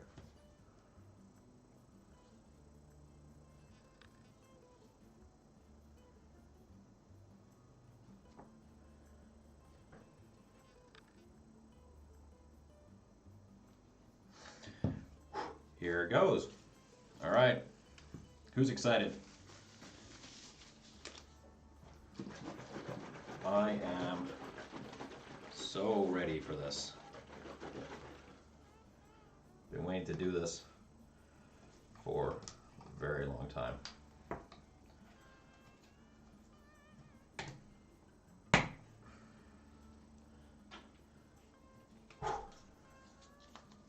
All right, guys, got my 1200 in hand and oil going on top, and here we go.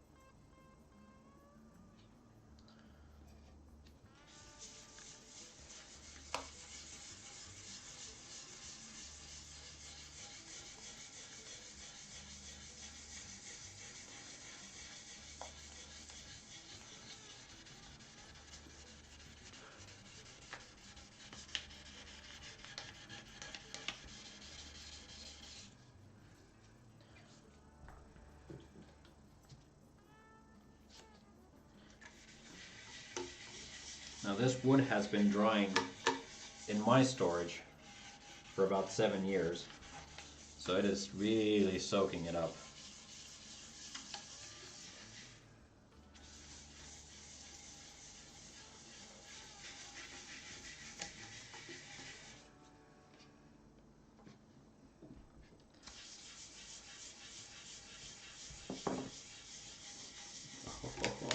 Oh, it's so pretty.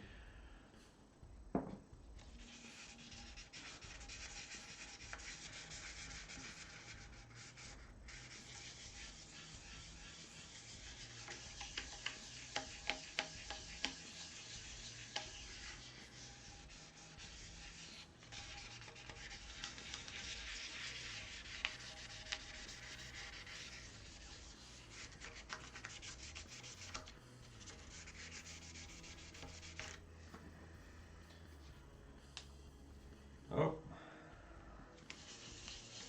This stuff is a lot runnier than a lot of oils that I'm used to.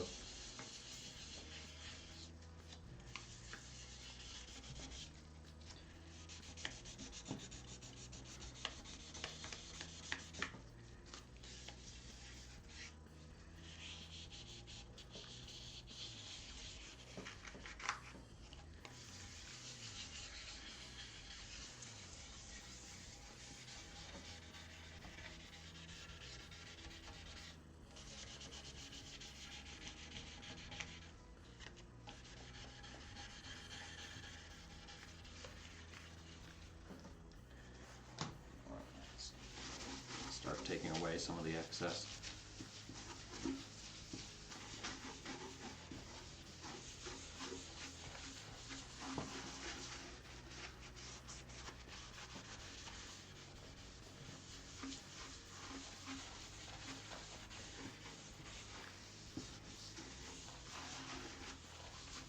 My goodness, if that isn't gorgeous, I don't know what is. My lord, this wood is pretty.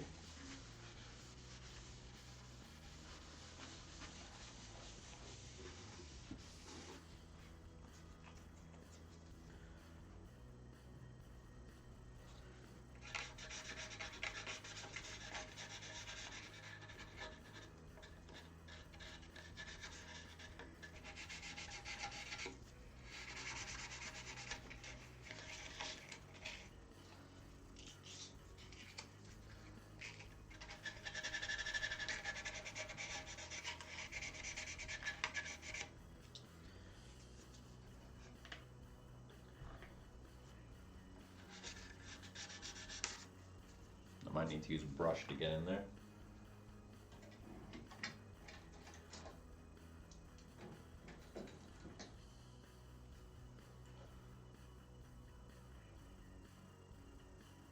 on too much, so I don't want it dripping into the inside.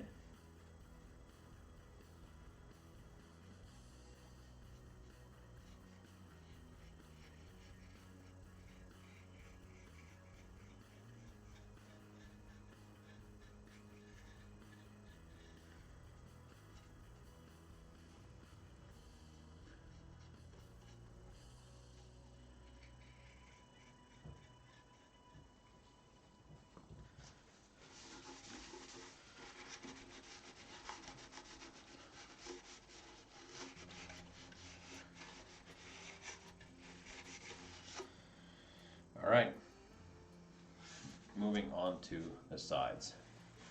Why the 1200?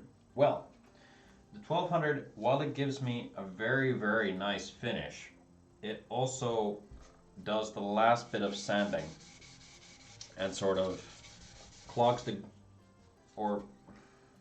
grain up a little bit, in theory. So it works a little bit as a sealer at the same time.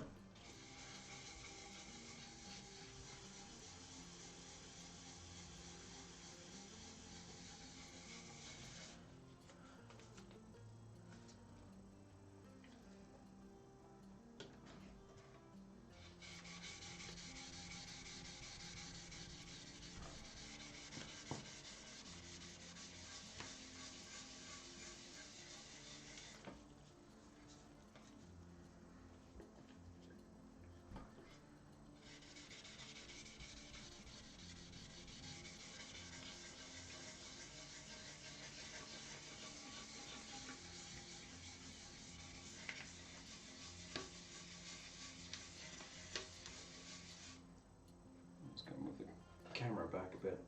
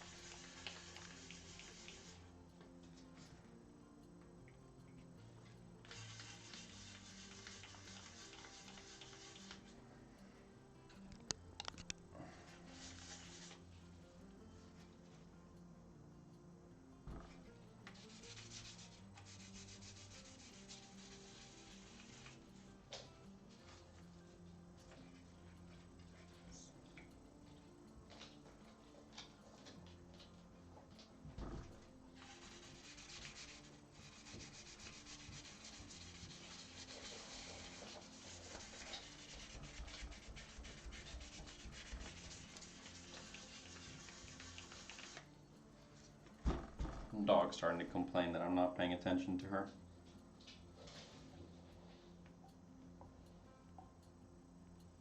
Oh, all right.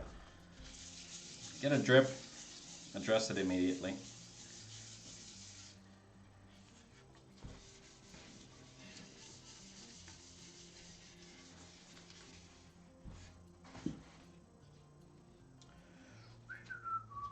I might have to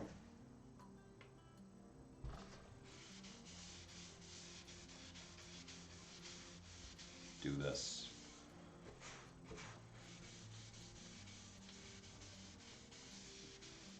On the sides, because it's very hard for me to get the foil to stick on the sandpaper there.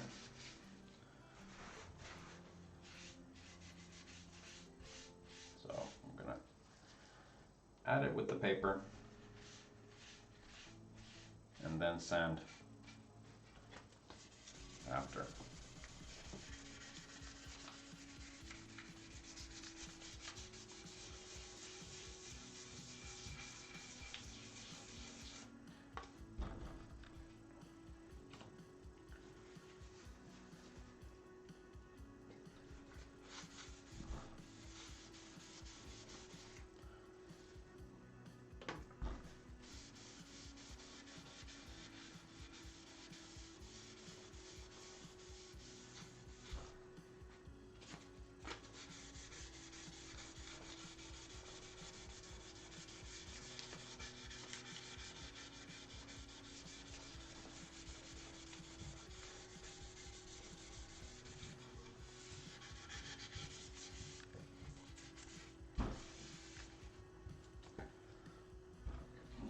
paper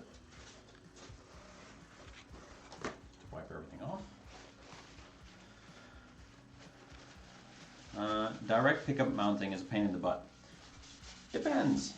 What kind of screws are you using for your pickup mounting? Might I suggest getting threaded inserts and then mounting the pickups that way around? With the bolts that come ready with the pickups.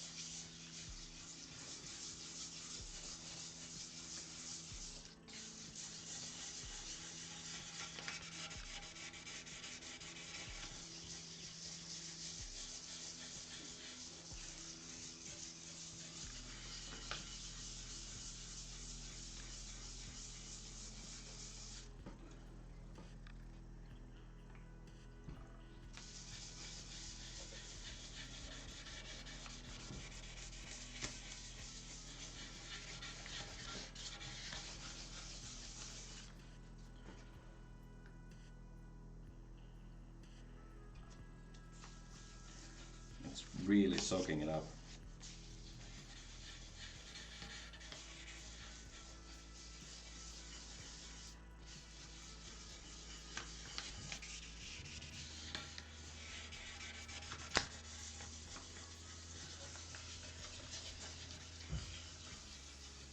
All right, clean up the excess. Yeah, I was looking into threaded insert, but most of the time you need to drill out the screw holes in the pickup. That's something I want to avoid. Why do you need to drill out the... Oh, right, yep, no, I get it. I get what you mean. What thing in particular is a pain for you currently? Like, is there some specific part of direct pickup mounting that is giving you trouble?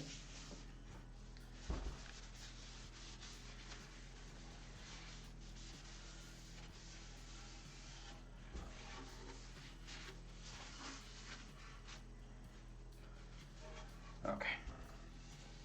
Now for the neck.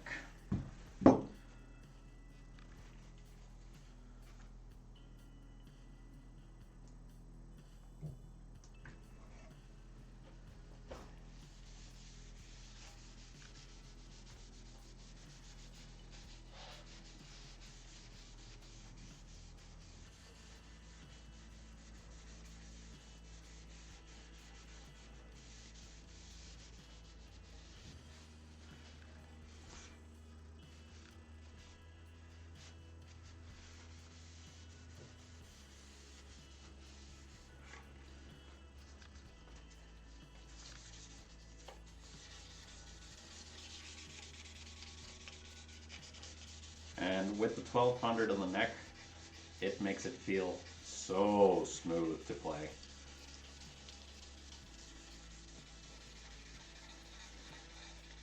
And sort of harder woods and stuff like that, it sort of polishes them up at the same time.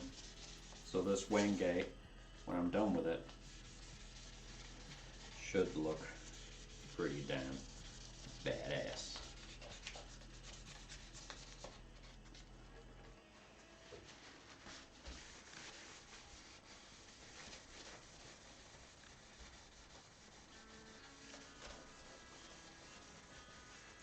Oh man.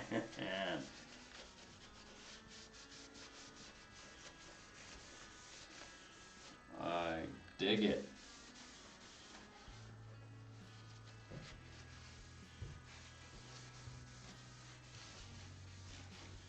I really dig it.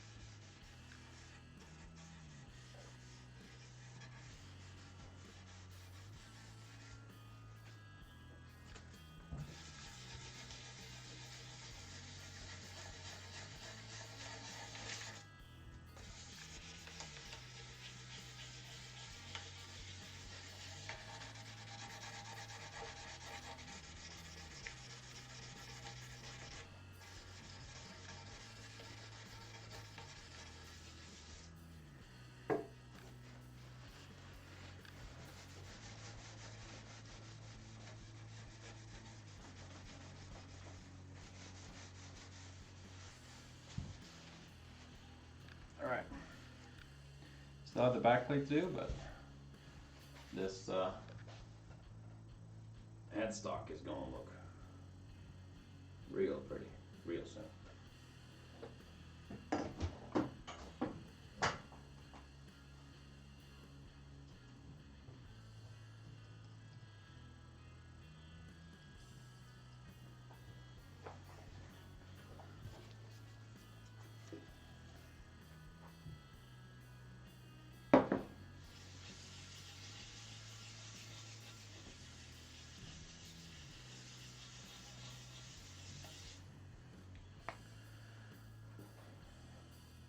I'll read your comments in just a sec.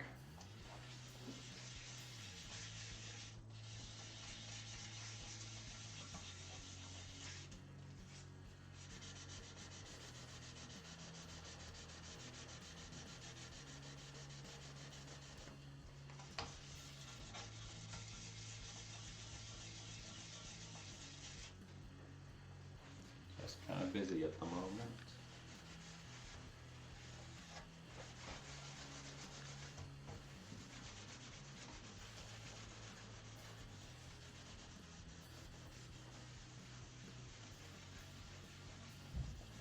A shame that the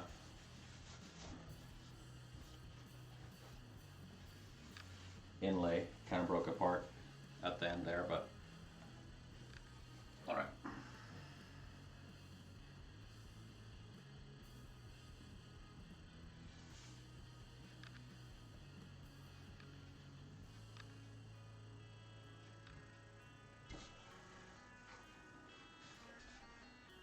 Find the wipe down.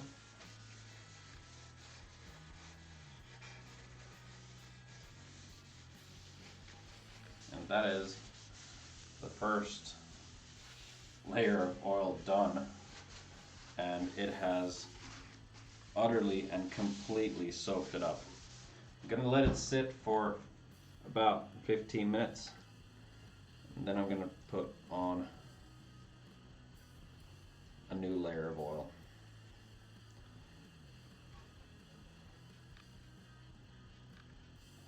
But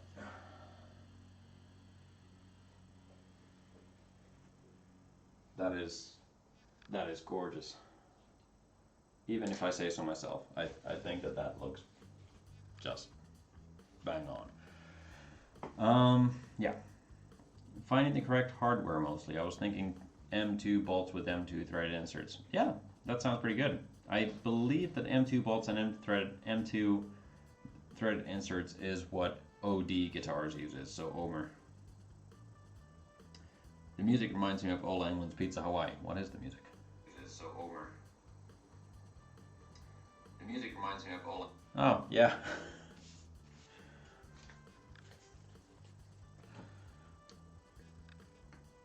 I have that record as a vinyl in the other room.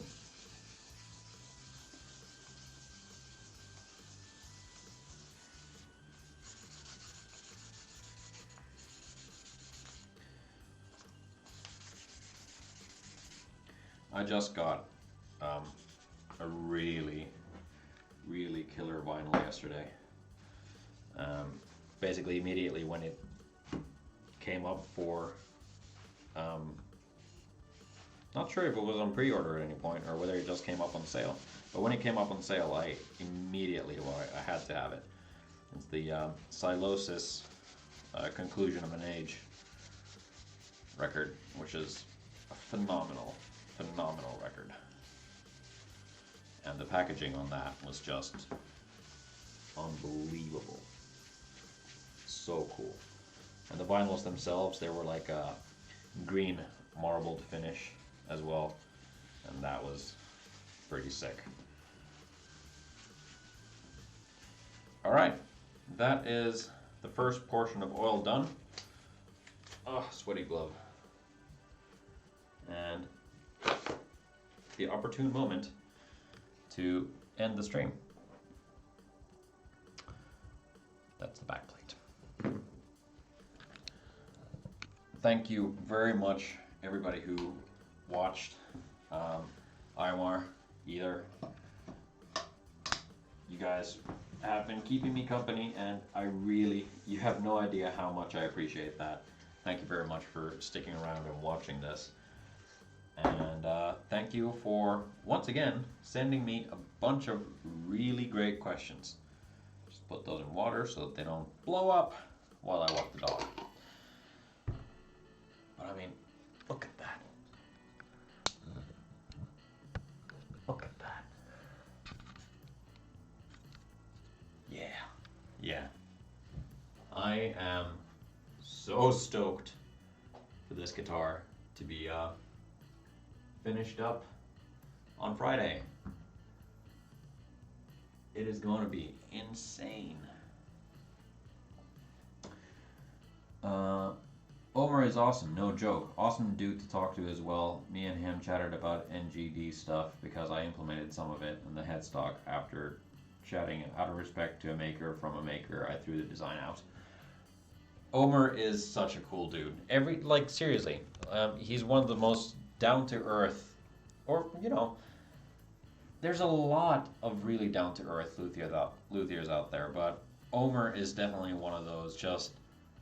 He's so nice, and all the work that he does is absolutely phenomenal, and such gorgeous guitars.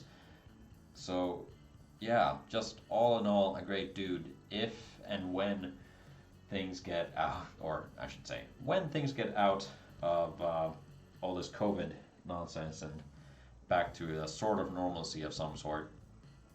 And I hope one of my goals in life is to be at NAMM, even with just one of my guitars.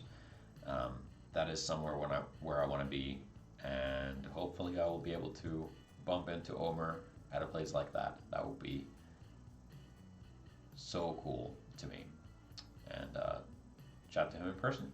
He has definitely helped me out with a couple of things that I've been trying to work out, and the way that he makes things is also pretty cool. So Omer, if you ever happen to watch this, thank you for everything that you do, and do not stop, keep going at it. If I ever end up getting enough money to justify a purchase like that, I am going to buy myself an OD Guitars custom guitar.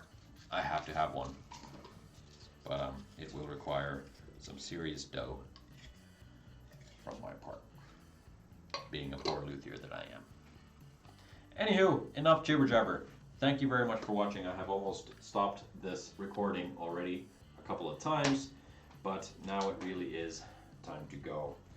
So, farewell, adieu, and you guys have a great rest of the day.